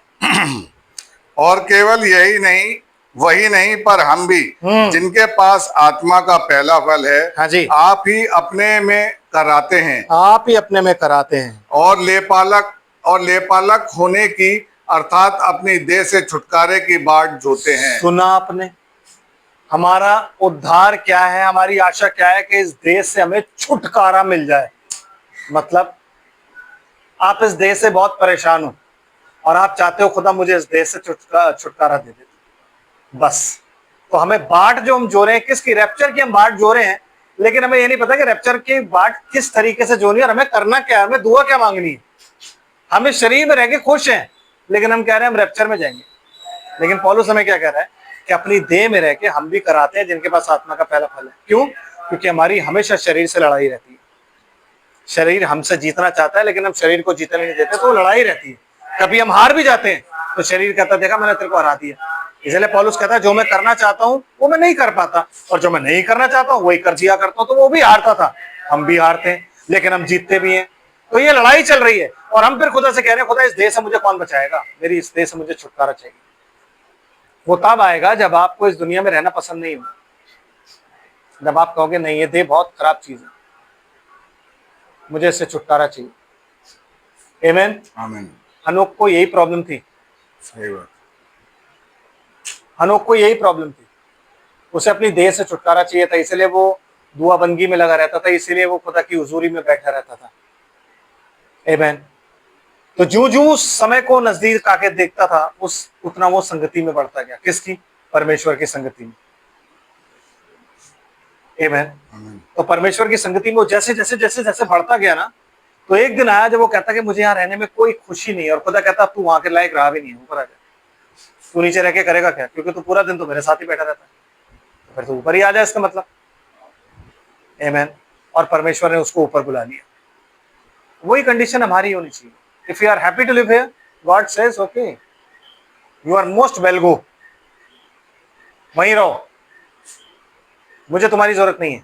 क्योंकि ऊपर वो जाएगा जो दुख झेल रहा है, ऊपर वो जाएगा जो पीड़ा सह रहा है, ऊपर वो जाएगा जो अपनी देह और अपनी जिंदगी से परेशान है, अपनी जिंदगी से परेशान है, और इस जिंदगी से उसे कोई प्यार नहीं है। जिसे अपनी जिंदगी से प्यार है वो ऊपर जाके करेगा क्या ब्रदर? कुछ कर सकता है वो? है वो ऊपर जाके भी ये सोचेगा यार क्या है यार, नीचे इतना बढ़िया था यार, इस वक्त मैं यार रील देख रहा होता था, इस वक्त मैंने यार सो रहा होता था, इस वक्त मैं यार दोस्तों से बात, इस वक्त मैं यार ये कर रहा होता था। आमीन। तो ऊपर जाके वो करेगा क्या? ऊपर जाने के लिए आपको क्या करना है? अपनी देह से नफरत, अपनी जिंदगी से नफरत, जबरदस्ती की नफरत नहीं। लेकिन जब आप परमेश्वर के वचन पर चलोगे ना ईमानदारी से, तो शैतान आपकी जिंदगी जहन्नुम बना देगा। आमीन। जब वो आपकी जिंदगी को जहन्नुम बनाएगा ना, तब आप परमेश्वर से कहोगे यार मुझे तो तू उठा ले। कहते हो नहीं कहते? अभी सुबह में हमने सुना है, मुझे तो खुदा उठा ले, मुझे मौत दे दे। क्यों? क्योंकि वो अपनी जिंदगी से परेशान है। तो जब आप अपनी जिंदगी से परेशान हो जाओगे ब्रदर, तब रैप्चर होगा, उससे पहले कोई रैप्चर नहीं है। बेदारी बेदारी बेदारी करते रहोगे, आप किसी भी चर्च में रहो, कोई बेदारी नहीं आएगी। बेदारी का मतलब होता है आपकी मृत देह को खुदा जब दोबारा रिन्यू करता है, रिवाइव करता है, उसको बोलते हैं बेदारी। जब आप डैडी नहीं हो तो बेदारी का है बात कि जब आप जिंदगी से खुश हो तो बेदारी किस बात? जब आप चर्च आके बहुत खुश हो कि यार क्या मैसेज प्रीच हुआ है, और आपको ये नहीं लग रहा कि आज जो प्रीच हुआ था वो मेरे लिए था, मुझे बदलना भी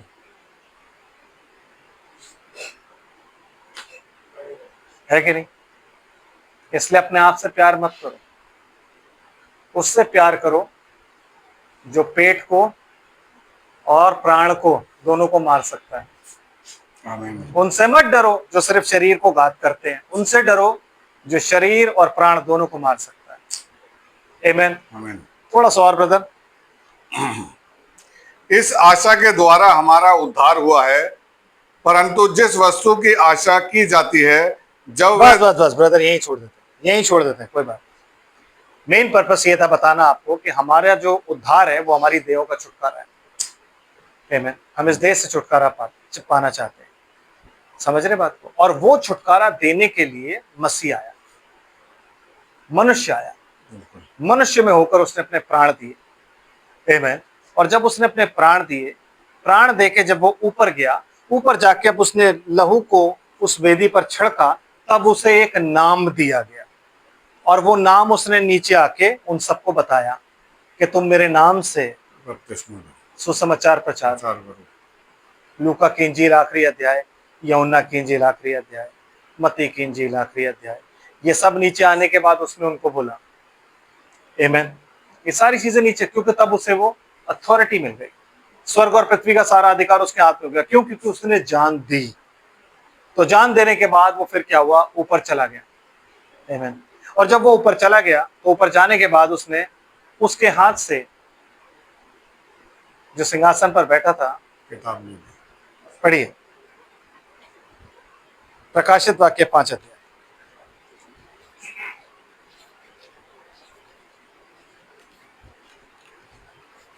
एक से नहीं नहीं नहीं, दूसरी आयत से। फिर मैंने एक बलवान स्वर्गदूत को देखा जो ऊंचे शब्द से यह प्रचार करता था, इस पुस्तक के खोलने और इसकी मोहरें तोड़ने योग्य कौन है? कौन है? उसने पूछा कि कौन है, कोई है जो इसको करे, लेकिन परंतु ना स्वर्ग में ना पृथ्वी पर, हाँ जी, और ना पृथ्वी के नीचे कोई उस पुस्तक को खोलने या उस पर दृष्टि डालने के योग्य निकला। मतलब कोई, वो रुका रहा थोड़े टाइम के लिए, वो रुका रहा कि कोई है प्रीच करके, आमेन, और कोई नहीं था। सब जगह देखा गया, स्वर्ग में कोई है? कोई नहीं है। स्वर्ग के नीचे पृथ्वी पर कोई है? कोई नहीं। चलो मरे वो सब पूछते हैं, तुम में कोई है? कोई नहीं। दाऊद? नहीं। परमेश्वर के मन का नहीं। अब्राहम? नहीं। ये नहीं, वो कोई कहीं नहीं मिला, कहीं भी नहीं कोई। आमेन। और जब कहीं भी कोई नहीं मिला, जब यूहन्ना भी देखता रहा, यूहन्ना देख रहा है चारों तरफ कि वो प्रचार कर रहा है, और उसके बाद देखा जा रहा है हर तरफ कि कोई है, कुछ टाइम तक वहां पे रुका गया देखने के लिए कि कोई है। जब कोई नहीं मिला तो क्या हुआ ब्रदर? तब मैं फूट फूट कर रोने लगा। तब यूहन्ना जो था ना, वो फूट फूट कर रोने लगा ब्रदर, क्योंकि उस पुस्तक के खोलने या उस पर दृष्टि डालने योग्य कोई ना मिला। क्यों? क्यों रोया वो? क्योंकि अगर इस पुस्तक की वो मोहरें नहीं खुली ना ब्रदर, तो जो रिडेम्पशन का कार्य है वो पूरा नहीं होगा। क्योंकि इसी पुस्तक में सारी सीक्रेट छुपी हैं, इसी पुस्तक में मेरे और आपके नाम है। तो यीशु मसीह बचाएगा किसको? तो ये कब हो रहा है? और क्यों यूहन्ना को ऊपर बुलाया गया सब दिखाने के लिए? क्योंकि एक विटनेस चाहिए था ब्रदर, जो नीचे जाके ये सारी बातें बताए। समझ रहे हो? और वह विटनेस कौन था? यूहन्ना, जिससे यीशु मसीह बहुत प्यार करते हैं। इसलिए यूहन्ना को मरने नहीं दिया गया, इसलिए उसको कहां भेजा गया? पतमुस नाम टापू पे लेकर के आया खुदा, आइसोलेशन में लाया। और आइसोलेशन में लाने के बाद जब यूहन्ना के पास कोई काम नहीं था ना, तो वो दुआ ही करता रहा। हमारे पास तो काम बहुत है, बहुत बिजी है, बहुत काम है हमारे पास, क्या करें? सुबह से निकलते हैं, रात को आते हैं, टाइम ही नहीं होता ब्रदर। मैसेज सुनते हैं आप लोग? नहीं। क्यों? टाइम ही नहीं है ब्रदर। आप लोग बाइबल पढ़ते हैं ब्रदर? आज तो मैं 1 घंटा ही पढ़ा। क्यों? टाइम नहीं है ब्रदर। 1180 मैसेज है ब्रदर, 3 साल लगेंगे पूरे करने में, 3.5 साल। कब सुनेंगे? टाइम ही नहीं है। वो 3.5 साल का ही बाद ना हो रैप्चर के, क्या आप बैठ के मैसेज सुन रहे हो तब, है ना? समझ आ रहा है? आज हमारे पास टाइम नहीं। आज परमेश्वर ने हमें आइसोलेट कर रखा है, ऐसी बात नहीं है। इसलिए आपके रिश्तेदार आपको बुलाते नहीं किसी भी चीज में, इसलिए दुनिया की जो भी रीति रिवाज है उनसे आप दूर हो। उसे ये आइसोलेशन ही होता है। क्या तुम करके मिलके करोगे? क्या मेरे हुजूरी में रहो, बातचीत करो मुझसे, स्पेंड टाइम विद मी, आमेन, तभी तुम मेरे गवाह ठहरोगे। समझ रहे हो? तो वो गवाह अगर आपको बना रहा है, तो आपको पहले जानना है कि यूहन्ना को क्यों दिखाई गई, क्योंकि विटनेस था वो। ये सारी चीजें उस टाइम में क्यों हुई? क्योंकि ये 2000 साल के बाद की बात है। 2000 मतलब ये उस टाइम से और आज तक की बात है। क्योंकि जब मोहरें खुली ना, उसी टाइम तो खुल गई थी मोहरें। जब मोहरें खुली तो 2000 साल में जिनके नाम लिखे हुए थे ना, वो सारे के सारे एंटर होते गए, क्योंकि वो मर भी गए हैं। तो 2000 सालों में जो प्रभु में सोया है, उसका नाम उसमें लिखा हुआ है। उसके पास वो मैसेज पहुंचा जो आज आपके पास है। वो उसी चेलों की शिक्षा पर पाया गया जिसमें आप पाए जाते हो। उसने उसी यीशु का बपतिस्मा लिया जिसका आपने लिया है। आमेन। उसको वैसे ही आउटकास्ट किया गया था जैसे आपको किया गया है। वैसे ही उन्हें नहीं पूछा जाता था जैसे आपको नहीं पूछा जाता। आपको भी पागल बावला बोला जाता है, वैसे ही उनको भी बोला जाता है। समझ आ रहा है? यूहन्ना विटनेस था, इसलिए वो देखा, उसने रोया कि कोई नहीं। अगर ये किताब नहीं खुली तो लोग बचेंगे कैसे? अगर ये किताब नहीं खुली, अगर इसकी मोहरें नहीं टूटी, तो वो 7 सील्स के विषय में नहीं जानता था यूहन्ना। उसको सिर्फ ये पता था कि बुक ऑफ रिडेम्पशन है भाई। इस बुक ऑफ रिडेम्पशन के बगैर कुछ नहीं मिलेगा, बच नहीं पाएगा कोई। कोई रिडेम्पशन है ही नहीं। किसको बचाना है, किसको नहीं बचाना है, कोई नहीं जानता। कि यीशु मसीह किसके पास, किसको वचन, कहां, कौन, पिता किसको भेजे, कुछ नहीं पता। आमीन।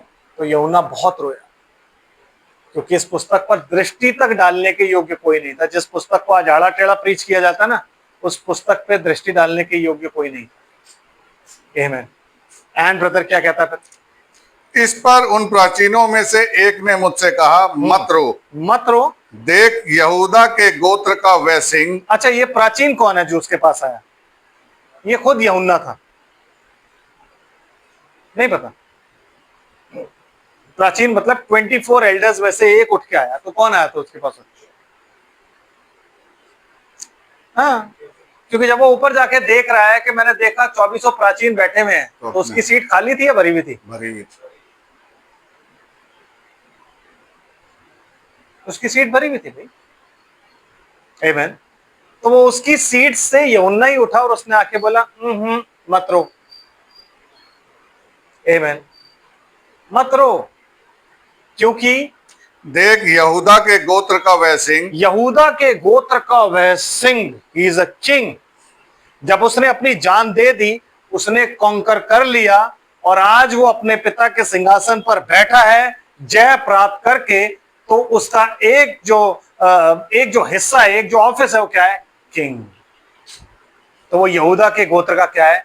शेर, सिंह। और यहूदा के गोत्र का वह सिंह जो दाऊद का मूल है, हाँ जी, उस पुस्तक को खोलने और हाँ, उसकी सातों मोहरें तोड़ने के लिए जयवंत हुआ है। जयवंत हुआ है। कैसे? अपनी जान देकर, अपनी देह पर। उसने अपनी देह पर जय प्राप्त करी ब्रदर, है ना?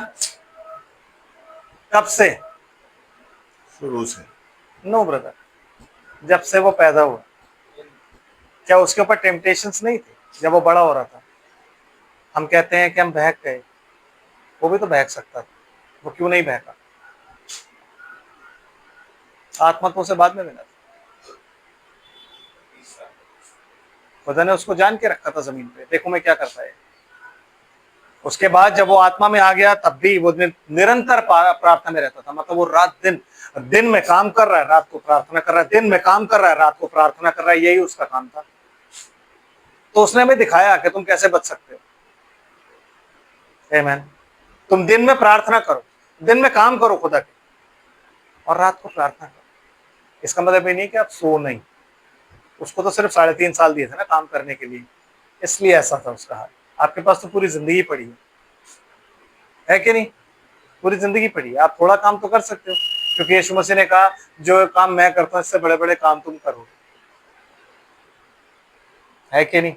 यीशु मसीह ने पतरस की सास का बुखार ठीक किया था ना। आप में से कितनों ने अपना बुखार बिना गोली के ठीक किया? किया? किया? नहीं किया ना?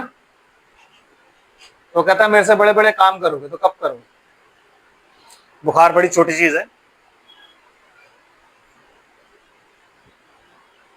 तो मैं छोटी चीज बता रहा हूं आपको, और कहता है इससे बड़े काम करोगे। मतलब बुखार नहीं, आप निमोनिया ठीक करोगे, आप टाइफाइड ठीक करोगे। तो आप कब करोगे ब्रदर, है सिस्टर, कब करोगे? समझ आ रहा है कि नहीं मैं क्या कह रहा हूं? आप किस स्टेज पर हो? नहीं, 0। ये 0 स्टेज है, क्योंकि फर्स्ट स्टेज तो बुखार ही है। वर्स्ट स्टेज, यस, वर्स्ट, ये सही बोला आपने, वर्स्ट स्टेज। हम बहुत बुरी स्थिति में, दयनीय स्थिति में। आमीन। समझ रहे हैं? समय हमारे पास ऐसा नहीं है कि हम रोज घर जाएं, बैठे, बातचीत करें, घर का काम है। प्रभु घर का काम ही इतना होता है, मैं क्या करूं? ऐसा कुछ नहीं होता। जॉन वेस्ली की माँ के, जॉन वेस्ली के कितने भाई थे, भाई बहन थे पता है आपको? 18 भाई बहन थे, वो 19वां वो था मिला के। और उसकी माँ उन सारे बच्चों के लिए सारे काम काज करके अपने पति को भी भेजती थी, सारे बच्चों को नहलाना धुलाना पढ़ाना, ये सब कुछ करने के बाद उनको लेकर दुआ में भी बैठती थी, उन्हें बाइबल स्टडी भी कराती थी, और फिर खुद भी दुआ करती थी 3-3.5 घंटे।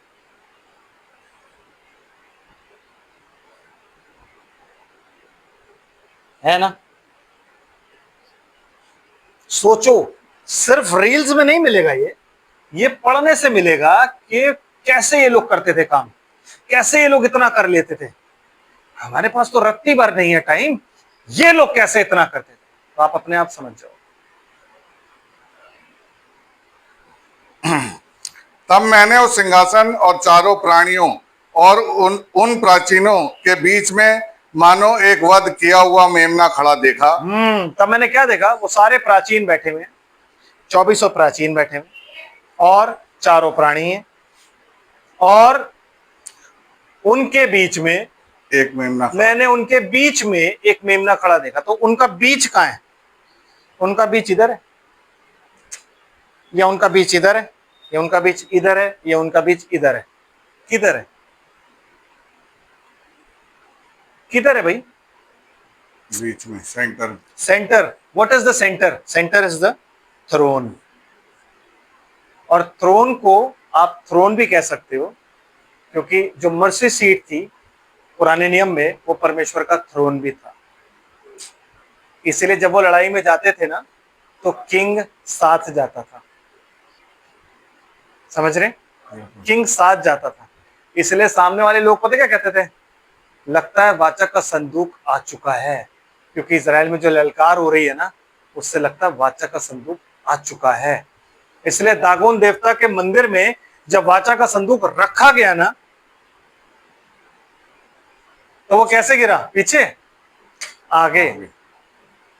पहली बार मूर्ति आगे गिरी, खड़ा कर दिया। अरे मूर्ति कैसे गिरी हुई है? अंदर आयो है मूर्ति के इधर वाचा का संदूक पड़ा, इधर मूर्ति उसको दंडवत करे। ये कैसे गिर गई? खड़ा करो उसको, खड़ा करो। अगली बार आया तो गर्दन हाथ कटे हुए हैं और मूर्ति आगे की तरफ गिरी हुई। Because you know that is the throne of God. आमीन। उस थ्रोन के आगे कोई खड़ा नहीं रह सकता, हर किसी को दंडवत करना ही करना है, चाहे कुछ भी हो जाए। और उसके सामने कोई देवी देवता है ही नहीं। आमीन। हमारा परमेश्वर उनसे बेटर परमेश्वर नहीं है, हमारा परमेश्वर ही परमेश्वर है। आप आमीन, आमीन। जब दुआ करो ना, ये मत बोलो कि तू उनसे बेटर परमेश्वर। नो नो, बेटर मतलब they are good and you are better. No, they are not. कोई है ही नहीं उसके अलावा। आमीन। वो अनंत आत्मा है। पता है आपको ये बात? हर धर्म में एक अनंत आत्मा के पीछे लोग सब जानते हैं कि एक अनंत आत्मा है। मार्ग कोई नहीं जानता। मार्ग आपके और मेरे पास ही है। आमीन। आमीन। तो वो क्या हुआ? मेमना कहाँ देखा उन्होंने? यहाँ पे देखा एक मेमना खड़ा हुआ है, लेकिन अभी तो यहाँ पे देखा था यहूदा के गोत्र का सिंह बैठा हुआ है, और अभी ये कह रहा है कि मेमना खड़ा हुआ है। मैंने आपको क्या बताया था? ऑफिस है, ऑफिस है। एक किंगशिप और एक कौन सा है? सैक्रिफाइस, याजक, प्रीस्टहुड। याजक है वो। आपका और मेरा क्या है? महायाजक। इसीलिए वो बलि करके कहां डाला गया है? उसी मर्सी सीट पर, जो मर्सी सीट एक दिन क्या बन जाएगी? Throne of God, the judgement seat. जब राजा अपने उस कुर्सी पर बैठता है तो वो क्या बन जाता है? Judgement seat. समझ आ रहा है आपको? है? यस। तो वो वहां पे खड़ा हुआ है और वध किया हुआ है, बिल्कुल उस हालत में जिस हालत में पैशन ऑफ क्राइस्ट देखी है। जब उसको लेके आया जाता है, सारा फटा हुआ होता है, और उसको लाके दिखाया जाता है, देखो ये है तुम्हारा मसीह। मैं क्या करूं इससे? कहता है क्रूस पर चढ़ा क्रूस पर। तो एक मेमना वैसे ही, कोई लिटरल मेमना नहीं है, कोई सचमुच का मेमना नहीं, लेकिन आपको बताया गया है कि आपका सैक्रिफाइस वहां पे है। और वो क्योंकि वो आपके पापों का प्रायश्चित है, आमीन, परमेश्वर के सामने। और क्योंकि उसने अपनी जान देके आप लोग को मोल लिया है, जैसा भी हमने कुरंथियों में पढ़ा, तो वही चीज बाइबल आपको बता रही है। आमीन। क्या लिखा है भाई? और उसके 7 सींग और 7 आंखें थी। उसके 7 सींग हैं और साथ ही 7 आंखें हैं। 7 उसकी आंखें हैं और 7 उसके सींग हैं। जो 7 सींग किसे रिप्रेजेंट करते हैं? 7 चर्च एजेस। आमीन। 7 रिडेम्पटिव्स नेम ऑफ यहोवा, वो सब यीशु मसीह में पूरे होते हैं। यहोवा राफा, यहोवा निस्सी, यहोवा त्सेकेतु, ये जितने भी नाम है, यहोवा शालोम, यहोवा राह, ये सारे नाम यीशु मसीह में पूरे होते हैं। 7 हैं उसके नेम, रिडेम्पटिव्स नेम बोलते हैं, वो यीशु मसीह में पूरे होते हैं। आमीन। समझ रहे हैं आप? तो ये 7 सींग क्या है? ये 7 उसकी सामर्थ है जो उसने इस पृथ्वी पर इस जेंटाइल डिस्पेंसेशन में अन्य जातियों के समय में प्रकट करी है, अपने उन 7 कलीसियाई क्वालों के द्वारा। और ब्रदर क्या है उसके पास? 7 आंखें। और उसके पास 7 आंखें हैं। ये 7 आंखें वो आंखें हैं जो उसके उन दासों को रिप्रेजेंट करती हैं जो हर एक कलीसियाई काल का दूत था। समझ रहे? जकरिया नबी की पुस्तक और उसका हम निकालेंगे 4 अध्याय और 10 आयत पढ़ते हैं, क्या लिखा हुआ है।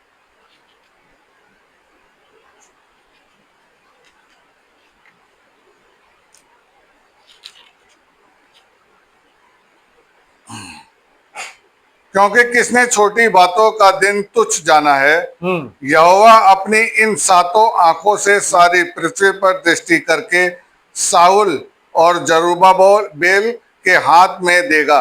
साहुल को जरुब्बाबेल के हाथ में देगा और आनंदित यहाँ होगा। जरुब्बाबेल यीशु मसीह को रिप्रेजेंट करता है, पता है आपको क्यों? क्योंकि साहुल क्या चीज होती है? जब आप घर बनाते हो तो साहुल लगाते हो। तो आज जब मंदिर बन रहा है, जो परमेश्वर की देह बनाई जा रही है, उसका मंदिर बनाया जा रहा है, वो कौन बना रहा है? खुद यीशु मसीह। तो जरुब्बाबेल कौन हुआ? यीशु मसीह। उसके हाथ में देगा, किसके द्वारा? 7 आंखों के द्वारा। जब 7 आंखें पूरी पृथ्वी पर जाके उन्हें जांचती हैं, आमीन। 7 चर्चेस में 7 आंखें, इसलिए मैंने बताया ना कि वो जितने भी प्राणी हैं उनकी आंखें आंखें आंखें आंखें आंखें आंखें। वो कौन है? वो सब, वो किन को रिप्रेजेंट करता है? हमें, जिन्हें अधिकार मिला के गॉस्पेल को प्रीच करो। आमीन। हमारे द्वारा गॉस्पेल प्रीच होता है, वो हमें रिप्रेजेंट करता है। समझे? प्रकाशित वाक्य वापस। उसके 7 सींग और 7 आंखें थी। ये परमेश्वर की 7 आत्माएं हैं जो सारी पृथ्वी पर भेजी गई हैं। उसने आकर उसके दाहिने हाथ से जो सिंहासन पर बैठा था। कौन बैठा है? ऑलमाइटी बैठा है। लेकिन ऑलमाइटी को अगर आप देखोगे तो कैसा दिखेगा? मनुष्य के पुत्र सरीखा। सो ही इज ऑलमाइटी गॉड जो बैठा हुआ है। उसके हाथ में पुस्तक है। कौन सी पुस्तक? 7 सील। वो जो आदम जब गिर गया था तो उसके पास से वापस आ गई, तो उसने क्या किया? उससे वो पुस्तक ले ली और क्या किया फिर? उसने आकर उसके दाहिने हाथ से जो सिंहासन पर बैठा था पुस्तक ले ली। मतलब उसके दाहिने हाथ का मतलब वो पुस्तक अथॉरिटी भी है, इसलिए वो कहता है स्वर्ग और पृथ्वी का सारा अधिकार मुझे दिया गया है, इसलिए तुम जाओ, किसी वस्तु से तुम्हें कोई हानि ना होगी। मतलब उसने वो अधिकार हमें दे दिया। अधिकार वो ऊपर लेके नहीं गया, वो अथॉरिटी हमें देके गया। इसलिए यीशु मसीह के नाम से आप दुष्ट आत्माएं निकालते हो, इसलिए यीशु मसीह के नाम से आप मुर्दे जलाते हो, यीशु मसीह के नाम से इसलिए सारे काम आप करते हो। वो कहता है कि जो कुछ तू पृथ्वी पर बांधेगा मैं स्वर्ग में बांध दूंगा, जो तू पृथ्वी पर खोलेगा मैं खोल दूंगा। क्यों? क्योंकि अधिकार मुझे दे गया है और मैं तुझे देता हूं। आमीन। वो अधिकार जो उसको दिया गया है उसने हमें दे दिया। आमीन। तो वो पुस्तक कहाँ है? उस हाथ में जहां अधिकार है, उस हाथ में जहां ग्रेस एंड मर्सी है। उस पुस्तक में क्या छुपी हुई है? ग्रेस एंड मर्सी, अनुग्रह और दया। जिन जिन पर परमेश्वर ने अनुग्रह और दया की है उस पुस्तक में है। किसके द्वारा वो अनुग्रह और दया किया गया है? वो सब उस पुस्तक में है। बिल्कुल। वो नाम उस पुस्तक में है, वो इटर्नल लाइफ उस पुस्तक में है। आमीन। उसके मार्ग का रास्ते पर चलना, उसके मार्ग पे कैसे चलना है, उस पुस्तक में है। इसलिए इस पुस्तक के बाहर जो कुछ भी है वो क्या है? डिसेप्शन है। शैतान ने इस वचन को तोड़ मोड़ के लोगों को सिखाया है, थोड़ा ले लिया थोड़ा छोड़ दिया। आमीन। लेकिन इस पुस्तक में क्या है? सारा सच। लेकिन वो सारा सच कब आपको पता लगेगा? जब आप उस मेमने में पाए जाओगे, उस मसीह में पाए जाओगे, उस मसीह की आत्मा में पाए जाओगे, तभी वो चीज आपके ऊपर प्रकट होगी, वरना नहीं। आमीन। Yes brother. एंड जब उसने पुस्तक ले ली हाँ, तो वे चारों प्राणी और 24 प्राचीन उस मेमने के सामने गिर पड़े। मुंह के बल गिर गए। क्यों? क्योंकि कोई भी नहीं था ऐसा जो उस पुस्तक की को दृष्टि भी करे। कोई भी नहीं था और कोई नहीं जानता था कि मेमना ले लेगा। आमीन। है कि नहीं? क्योंकि जैसे लेना है वो कोई बलवंत होना चाहिए, कोई जबरदस्त चीज होनी चाहिए। तो वो सारे के सारे उसके सामने दंडवत कर गए। और उसमें से हर एक के हाथ में वीणा और धूप, जो पवित्र लोगों की प्रार्थना है से भरे हुए सोने के कटोरे थे। सोने के कटोरे उनके हाथों में पाए जाते हैं। तो उन्होंने ऐसा नहीं किया कि सोने का कटोरा ही उंडेल दिया और उंडेल के गिर गए। नो नो, सोने का कटोरा हाथ में ही है और उसके आगे झुक गए। और ये कटोरा क्या है?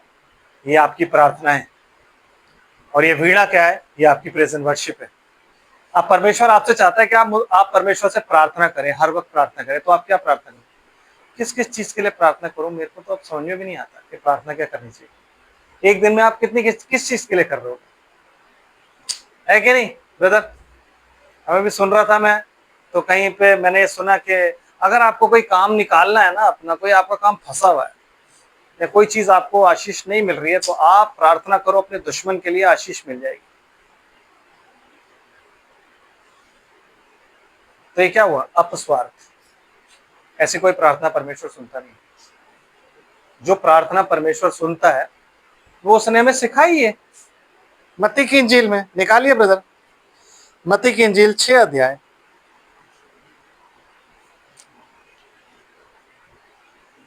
और उसकी 9वीं आयत से पढ़िए, क्या लिखा? 6 अध्याय मत्ती 6। अतः तुम इस रीति से प्रार्थना किया करो। हाँ, उन्होंने बोला प्रभु मैं प्रार्थना करनी नहीं आती, हम लोग तो हमें समझ नहीं आता हम क्या बोले। तो कहता आता ठीक है, नहीं आता मैं समझाता हूँ। तुम इस रीति से प्रार्थना किया करो, हे हमारे पिता, हे हमारे पिता, क्योंकि तुम सब भाई हो, तू जो स्वर्ग में है। तू जो स्वर्ग में है, मतलब पहले तुम्हें उसको रिकॉग्नाइज करना है कि परमेश्वर तू जो स्वर्ग में, तेरी प्रेजेंस है। इसलिए क्या कहता है पौलुस, जो परमेश्वर के पास आता है उसे पहले विश्वास होना चाहिए कि परमेश्वर है, तब उसे कुछ मिलेगा। आमीन। आमीन। तब उसे कुछ मिलेगा। जो ये विश्वास ही नहीं करता वो लहरों के समान होता है, जो उड़ती हैं हवा से और फिर नीचे बैठ जाती। तो इससे पहले कि आप परमेश्वर के पास आओ, आपको ये विश्वास होना चाहिए परमेश्वर है।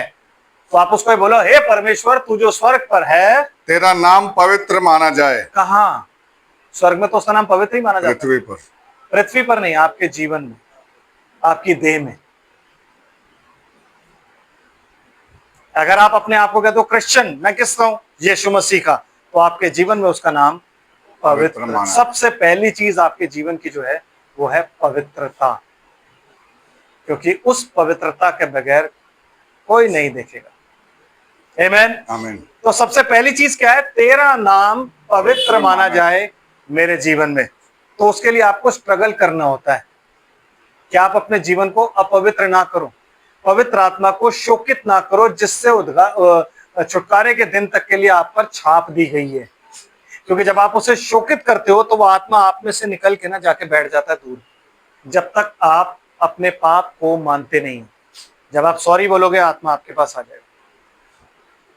तो आपको उसको शोकित नहीं करना है। आमीन। आमीन। तो इसलिए क्या करना है? अपने आप को पवित्र बनाए रखना है, और पवित्र बनाना स्ट्रगल होता है ब्रदर। आप ये नहीं कह सकते कि अरे हम तो भाई, इसलिए बहुत से दिग्गज ऐसे हैं जो मैसेज में पैदा हुए हैं, जिन्होंने कभी पाप नहीं किया, तो वो रिपेंट किस बात का उन्होंने किया, मेरे को आज तक नहीं समझ आया कि बपतिस्मा लेते वक्त जब वो बोलते हैं कि रिपेंट एंड बी बैप्टाइज्ड, तो किस चीज का बपतिस्मा लिया उन्होंने? रिपेंट नहीं, किस चीज से रिपेंट किया उन्होंने? समझ रहे हो ना? इसलिए पहले तो आपको ये पता होना चाहिए कि आप पैदा कैसे हो, आपकी पैदाइश क्या है, पाप आया कहां से, तब आपको पता लगता है अच्छा बपतिस्मा उसका लेना।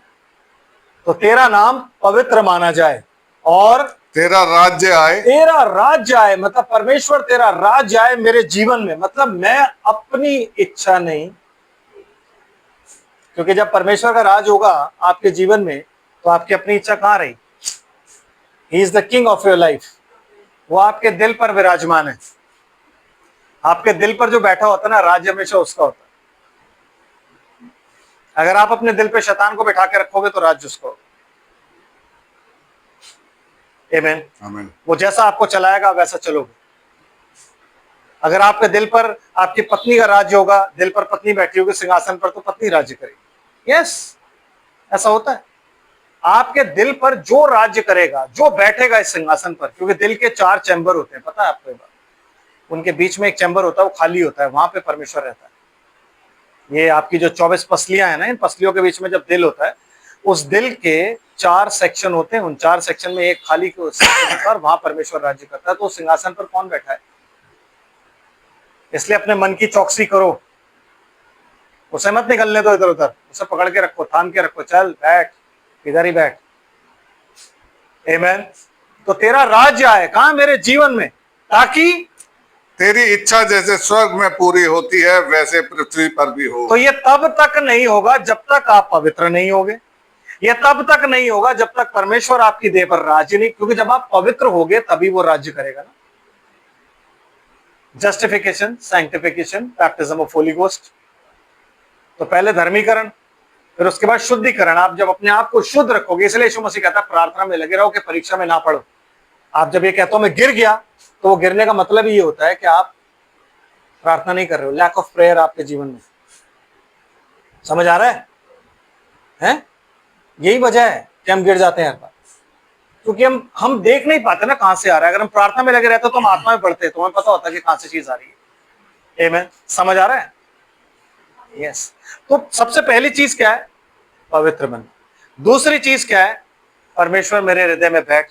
यीशु मसीह कहता है तुझे नहीं पता, जब दुष्ट आत्मा किसी में से निकलती है तो वो सूनी जगहों पर घूमती है और वहां विश्राम नहीं पाती, क्योंकि वहां तो ऑलरेडी बैठी हुई है। तो फिर कहते चलो मैं अपने घर में वापस चलती हूँ, जो पुराने घर में थी। जब वो पुराने घर में आती है तो क्या पाती है? उसको सजा सजाया, झाड़ा बुहारा, साफ सफाई की हुई है बिल्कुल। कहती है वाह यार, घर तो बड़ा सजा हुआ है, लेकिन कोई है अंदर? नहीं, कोई भी नहीं है। तो चलो इस बार मैं क्या करती हूँ, अपने से बुरी 7 आत्माएं लेकर के आती हूँ और हम यहाँ बैठेंगे, हम राज करेंगे यहाँ पे। तो यीशु मसीह कहता है तेरी जो ये पहली दशा है ना, पिछली दशा है ना, पहली दशा है ना, वो पिछली से भी बुरी हो जाएगी। क्यों? क्योंकि अब वो अपने से बुरी 7 आत्माएं ले आई है और 8वीं वो खुद है, and 8 is the number of new beginning. तो जहां आपकी सफाई घर की हुई, यीशु मसीह को बैठा लो। कहने का मतलब ये था, उसी वक्त यीशु मसीह को अपने हृदय में बैठा लो और यीशु मसीह को अपने हृदय में बैठा के आगे चलते रहो, तो राज्य उसका है, पाक नाम उसका माना जाए, तेरा राज्य है। जब वो यहां बैठ जाएगा, फिर तेरी मर्जी जैसे आसमान पर पूरी होती है। मतलब इस बात से खुश ना हो कि तुम्हारे नाम, इस बात से खुश ना हो कि आत्माएं तुम्हारे बस में, इस बात से खुश हो कि तुम्हारे नाम कहां लिखे हुए हैं? ये स्वर्ग में लिखे हुए हैं। तो तेरी इच्छा, तेरी मर्जी जैसे स्वर्ग में पूरी होती है, जो स्वर्ग में तू बोलता है, जो तूने किताब लिख दी स्वर्ग में वैसी चलती है, वही चीज मेरे जीवन में भी पूरी हो। इसलिए यीशु मसीह क्या कहता है? मेरी नहीं, तेरी इच्छा पूरी। तेरी इच्छा पूरी। वो उसकी विल को पूरा करने आया है। आप और मैं उसकी विल को पूरा करने आए, अपनी विल को पूरा करने नहीं आए। क्योंकि अपनी विल जब आप पूरी करोगे ना, तो मेरे जैसे हो जाओगे। शरीर की विल ऐसी होती, लेकिन जब आप आत्मा की विल पूरी करोगे ना, तो भी मेरे जैसे हो जाओगे। है नहीं? आमीन। है ब्रदर? कि जब तक हम खुद ना बताएं, कोई पहचान नहीं पाता कि दुख है, क्योंकि चेहरे से तो सब सही लगता है। आमीन? आमीन। यस। तो शरीर और आत्मा दोनों को देखना चाहिए। समझ रहे? और ब्रदर, हमारे दिन भर की रोटी आज हमें दे। हमारी दिन भर की रोटी आज हमें दे। ये हमारे ब्रेकफास्ट, लंच और डिनर की बात की गई नहीं? तो ये किस चीज की बात की गई? वचन, कौन सा वचन ब्रदर? रेवलेशन। यूहन्ना की पुस्तक निकाल। देखो, अगर मैं आपको बताऊंगा नहीं ना, अगर हम पढ़ेंगे नहीं, तो सब कहेंगे हवाई बातें करते हैं यार।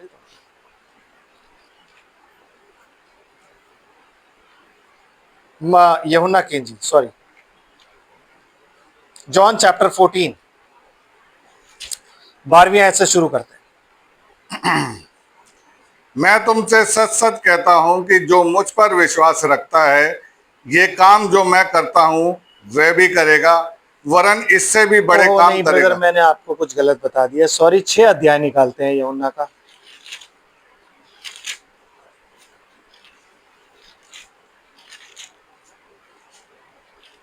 बाईस आयत पढ़ते हैं। 22 आयत से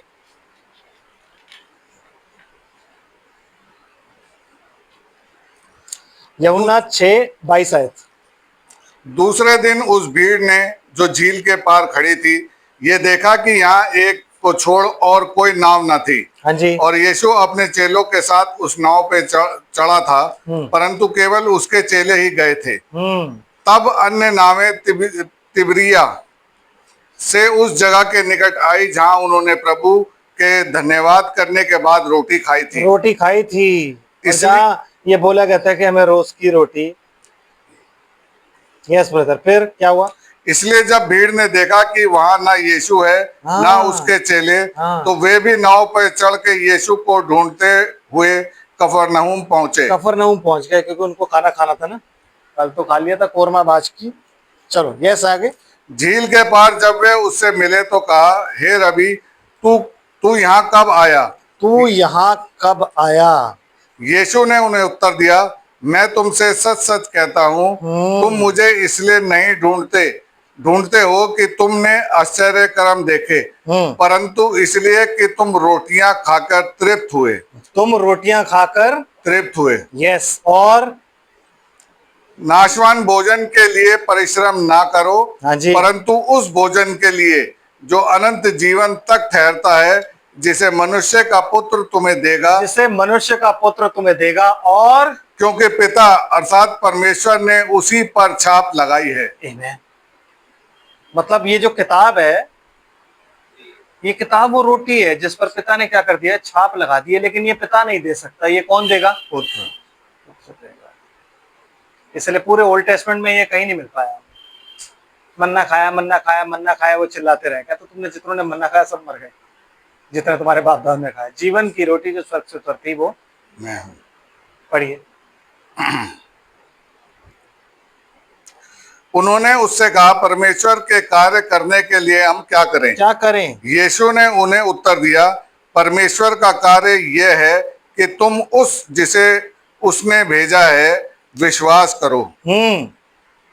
तब उन्होंने उससे कहा, फिर तुम कौन नहीं सा? नहीं नहीं नहीं, आप सीधे आ जाओ अब यहाँ पे 31वीं आयत पर।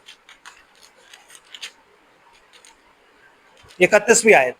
हमारे बाप दादाओं ने जंगल में मन्ना खाया, जैसा लिखा है, उससे उन्होंने उन्हें खाने के लिए स्वर्ग से रोटी दी। यीशु ने उनसे कहा, मैं तुमसे सच सच कहता हूँ कि मूसा ने तुम्हें वह रोटी स्वर्ग से ना दी, परंतु मेरा पिता तुम्हें सच्ची रोटी स्वर्ग से देता है। यस, मेरा पिता तुम्हें सच्ची रोटी कहां से देता है? स्वर्ग से। तो इसलिए ब्रदर, रेवलेशन कहां से आता है? स्वर्ग से। और क्योंकि परमेश्वर की रोटी वही है, हाँ, जो स्वर्ग से उतर के जगत को जीवन देती है। जीवन देती है। बाइबल तो हम सब पढ़ते हैं। डिनोमिनेशन के बड़े जितने भी ऊंचे पदों पर बैठे हैं, जो बिशप हैं, जो बड़े बड़े लोग हैं, उन्होंने रटी हुई है। लेकिन जीवन की रोटी वो है जो आसमान से आती है और आपको जीवन देती है। आमीन। ये उस रेवलेशन की बात है जो सिर्फ आसमान से ही उतरता है। लेकिन उस रेवलेशन को परमेश्वर ने क्या किया है?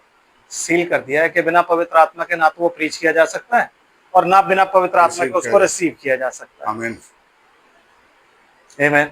और ब्रदर, क्योंकि परमेश्वर की वह रोटी जो स्वर्ग से उतर के जगत को जीवन देती है। तब उन्होंने उससे कहा, हे प्रभु, वह रोटी हमें सर्वदा दिया कर। वो रोटी हमें हमेशा दिया कर। मतलब वो लोग ना बड़े हो जाते थे, एक्साइटेड कि प्रभु ठीक है, फिर वो रोटी हमें हमेशा दिया कर जो स्वर्ग से। क्योंकि वो क्या सोच रहे हैं, स्वर्ग से रोटी कौन सी उतरी? भाई 2 रोटियां थी, 5 रोटी और 2 मछली। इसने ऐसे करके यूं करी तो वो स्वर्ग से ही उतरी थी। तो वो रोटी तो प्रभु हमें हमेशा दिया कर, क्योंकि हम नहीं चाहते कि कम भी होना तो हमें बहुतायत से मिले, ताकि टुकड़े भरे बाद में भर के उठाए। उनका दिमाग अभी यही चल रहा है। यस। और यीशु ने उनसे कहा, जीवन की रोटी मैं हूँ। मैं हूँ। यीशु मसीह ने उनको क्या बोला? जीवन की रोटी कौन है? मैं हूँ। मैं हूँ।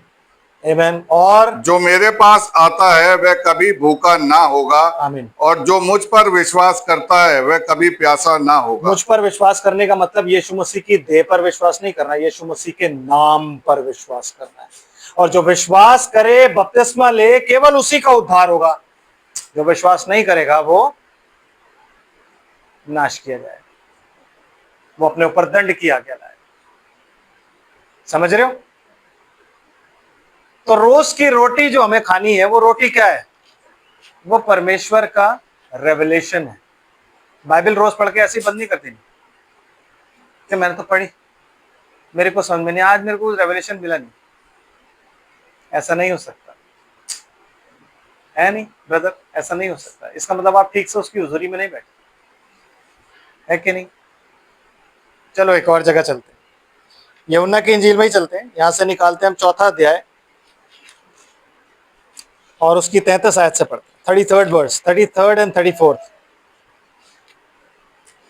तब चेलों ने आपस में कहा, क्या कोई उसके लिए कुछ खाने को लाया है? हाँ, यीशु ने उनसे कहा, मेरा भोजन यह है कि अपने भेजने वाले की इच्छा के अनुसार चलूं और उसका काम पूरा करूं। तो दिन भर की रोटी हमें दे, मतलब आज का काम जता दे। क्या है?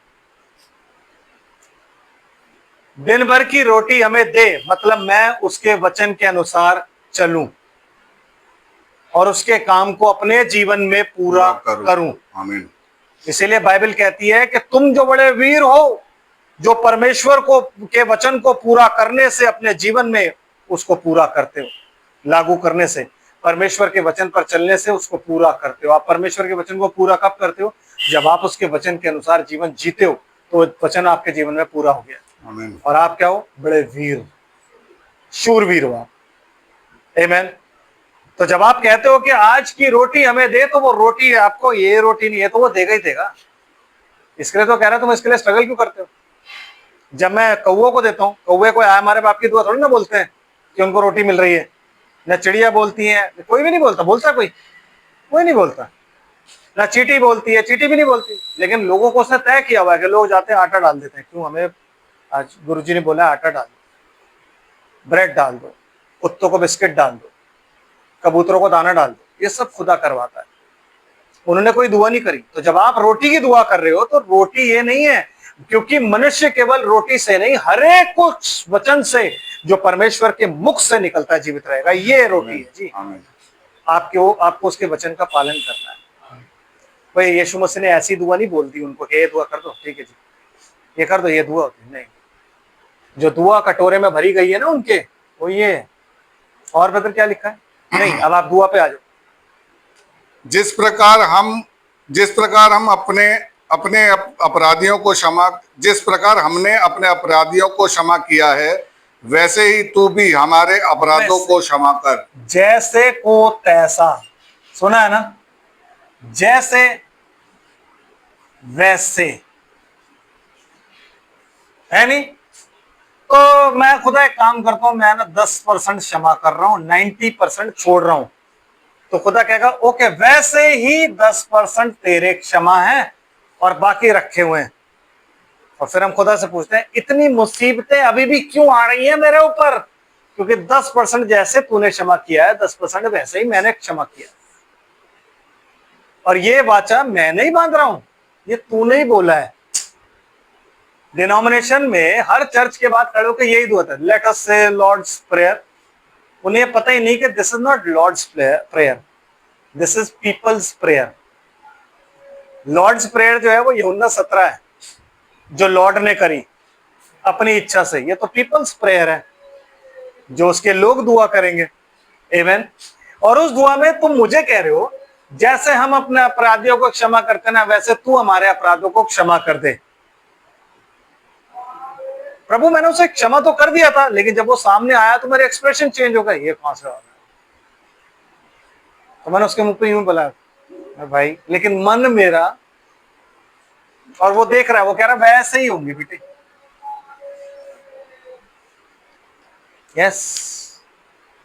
तो अगर मैं किसी के लिए दुआ कर रहा हूं और इस स्वार्थ से कर रहा हूं कि मेरा कोई काम यार फंसा पड़ा है, आपके काम क्यों नहीं बनते? क्योंकि आप अपने लोगों के लिए दुआ नहीं करते, दुश्मनों के लिए। बकवास। अगर आप ऐसे दुआ करोगे ना, तो आप, इसका मतलब कुछ चाहते हो उससे।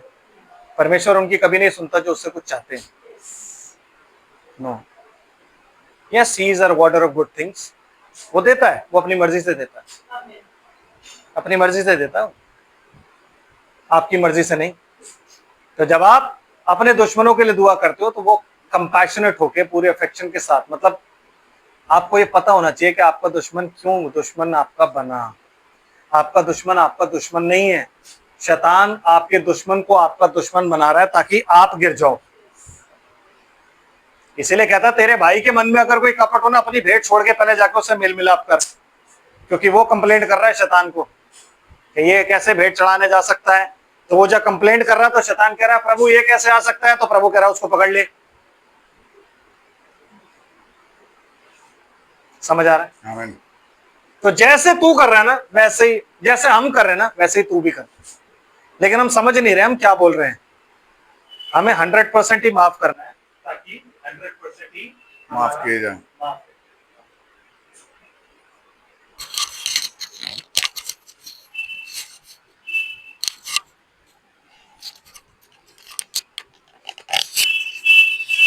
ताकि हमारा 100% माफ, तभी हम कुछ कर सकते हैं, वरना नहीं हो पाए।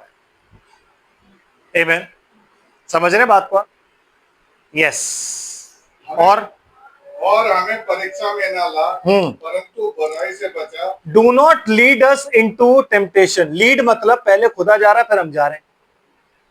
तो डू नॉट लीड अस का मतलब यीशु मसीह आपसे पहले उस टेम्पटेशन में गया है, तो आपको भी वहीं से होके गुजरना है। कहता है क्योंकि अगर वो ताड़ना तेरी नहीं हुई ना तो तू फिर जी व्यभिचार की संतान है।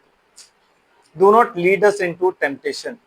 टेम्पटेशन में इसलिए आपको खुदा, इसलिए आप जाते हो खुद, और खुदा तो पहले यीशु मसीह पहले होके गया है, क्योंकि जो भी आपकी डिजायर होती है ना उस डिजायर के अकॉर्डिंग आपकी टेम्पटेशन होती है। जो भी आपकी अभिलाषा होगी ना खुदा उसको चेक करेगा कि अभिलाषा इसकी मरी है नहीं मरी। जब तक वो नहीं मरेगी ना तब तक वो वापस आपके पास आके उस अभिलाषा पे परीक्षा डालता रहेगा, ताकि एक दिन वो अभिलाषा पे आप जय प्राप्त करो और उस सिंहासन पर बैठ सको। जो सिंहासन किसका है? यीशु मसीह का। और यीशु मसीह का सिंहासन स्वर्ग में नहीं है ब्रदर, माइंड यू।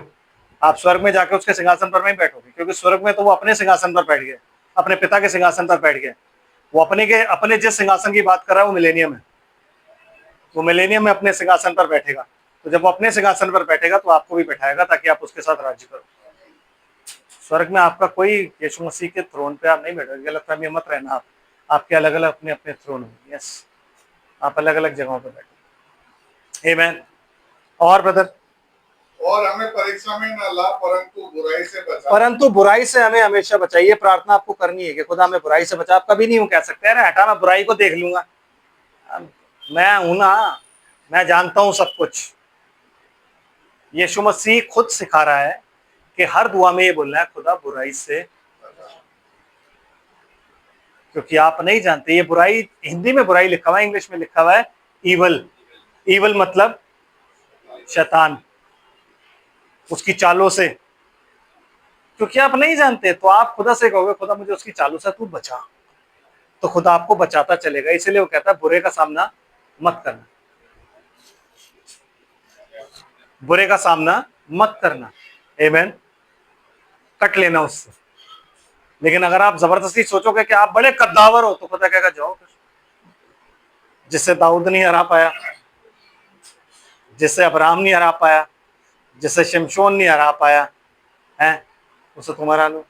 जिसे आदम नहीं हरा पाया, फंस गया था ना आदम, आदम को उसने फंसाया, फंस गया आदम कि अगर मैं पीछे हटता हूँ बीवी मर जाएगी, अगर मैं साथ होता हूँ तो मैं निकल जाऊंगा, तो मुझे तो साथ होना ही पड़ेगा। इसे कहते हैं फंसाना।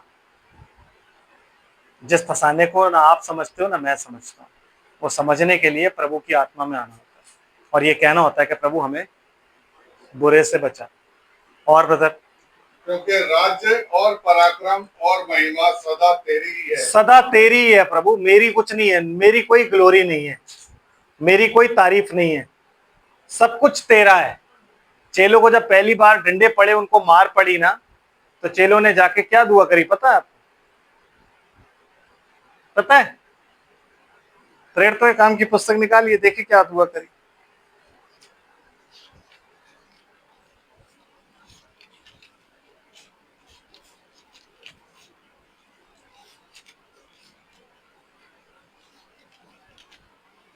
पांचवा अध्याय निकालिए ब्रदर,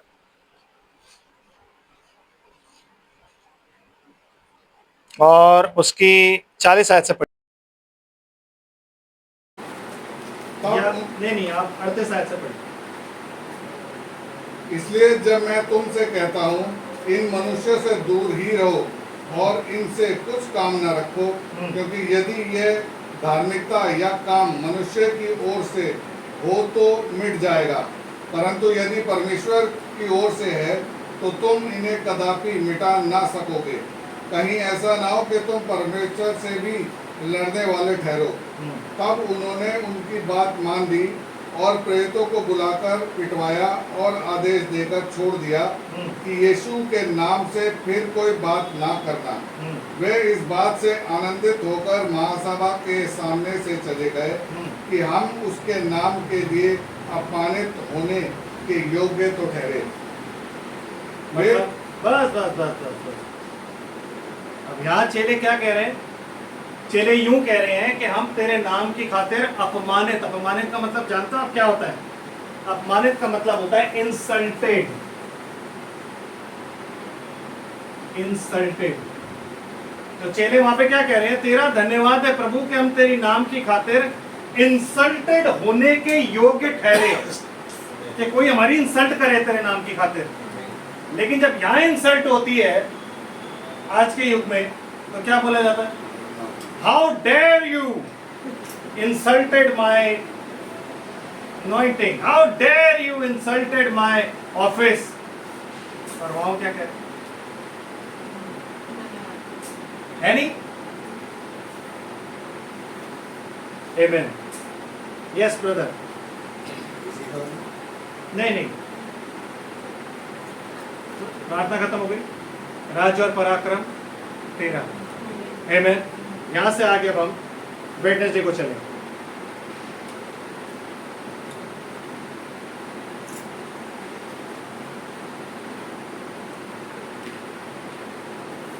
प्रभु आप सबको आशीष और बरकत दे। हम प्रार्थना करते हैं। स्वर्ग और पृथ्वी के मालिक, हम तेरा धन्यवाद करते हैं तेरी सारी आशीष और बरकतों के लिए प्रभु जी। आज के दिन के लिए तेरा बहुत आयत से धन्यवाद है प्रभु। तेरे संदेश के लिए धन्यवाद है प्रभु जी। अपनी आत्मा के द्वारा इसे समझाने के लिए धन्यवाद। इस वक्त में हम तेरी हजूरी में हैं प्रभु जी, और तेरा कोटि कोटि धन्यवाद करते हैं खुदावंद इस रोटी के लिए जो तूने हमें दी है प्रभु। अब होने दे मेरे प्रभु इस वचन को अपने जीवन में हम पूरा करें। ये खुदावंद हमारा भोजन ये है कि मेरे प्रभु हम अपने भेजने वाले की इच्छा के अनुसार चलें और उसकी आज्ञाओं का पालन करें। सब कुछ तुझे समर्पित करते हैं खुदावंद। तेरा अनुग्रह हम पर हो ताकि हम तेरे उस स्वर्ग के लायक हो सकें। पिता परमेश्वर, तू हमें तैयार कर, हमारी कमियों घटियों को दूर कर, दाग और झुर्रियों को दूर कर, मेरे खुदावंद शारीरिक अभिलाषा और सांसारिक लालसाओं को दूर कर, ताकि पिता परमेश्वर हम तुझ में बड़े आत्मा में होके बढ़े। तेरे हाथों में सब कुछ हो। पिता इस वक्त में हमारी विशेष प्रार्थना भाई राजीव के लिए खुदावंद, कल जो ये उनका टेस्ट है प्रभु जी, ये पर्ची तेरी हुजूरी में है। हम जानते हैं खुदावंद, जब एक बार मुसीबत आई और मेरे प्रभु जी रबशाके ने मेरे प्रभु जब एक लेटर दिया और जो कुछ भी बोला मेरे प्रभु जी, तो हिचकिया ने मेरे प्रभु जी वो लेटर तेरी वेदी पर बिछाकर मेरे प्रभु तुझे बोला कि खुदावंद देख वो तेरी कैसी ब्लास्फेमी करता है। मेरे खुदावंद आज हम तेरे चरणों में खुदावंद और इस पर्ची को तेरी हुजूरी में लाते हैं प्रभु जी। जबकि खुदावंद शैतान ने एक बार बड़ी चालाकी से फिर से मेरे प्रभु जी हमें बांधने की कोशिश की है प्रभु, लेकिन खुदावंद तेरा वचन और तेरा आत्मा किसी बंधन में नहीं है। तो महान परमेश्वर है आमीन। प्रभु। चाहे इसमें 100 टेस्ट भी लिखे होते तो भी मेरे प्रभु जी हम तेरी हुजूरी में आके यही कहते हैं कि इसमें से एक भी टेस्ट पॉजिटिव ना आए। ये तमाम टेस्ट नेगेटिव आए प्रभु। मेरे खुदावंद तेरे हाथों में सुपुर्द करता हूँ प्रभु।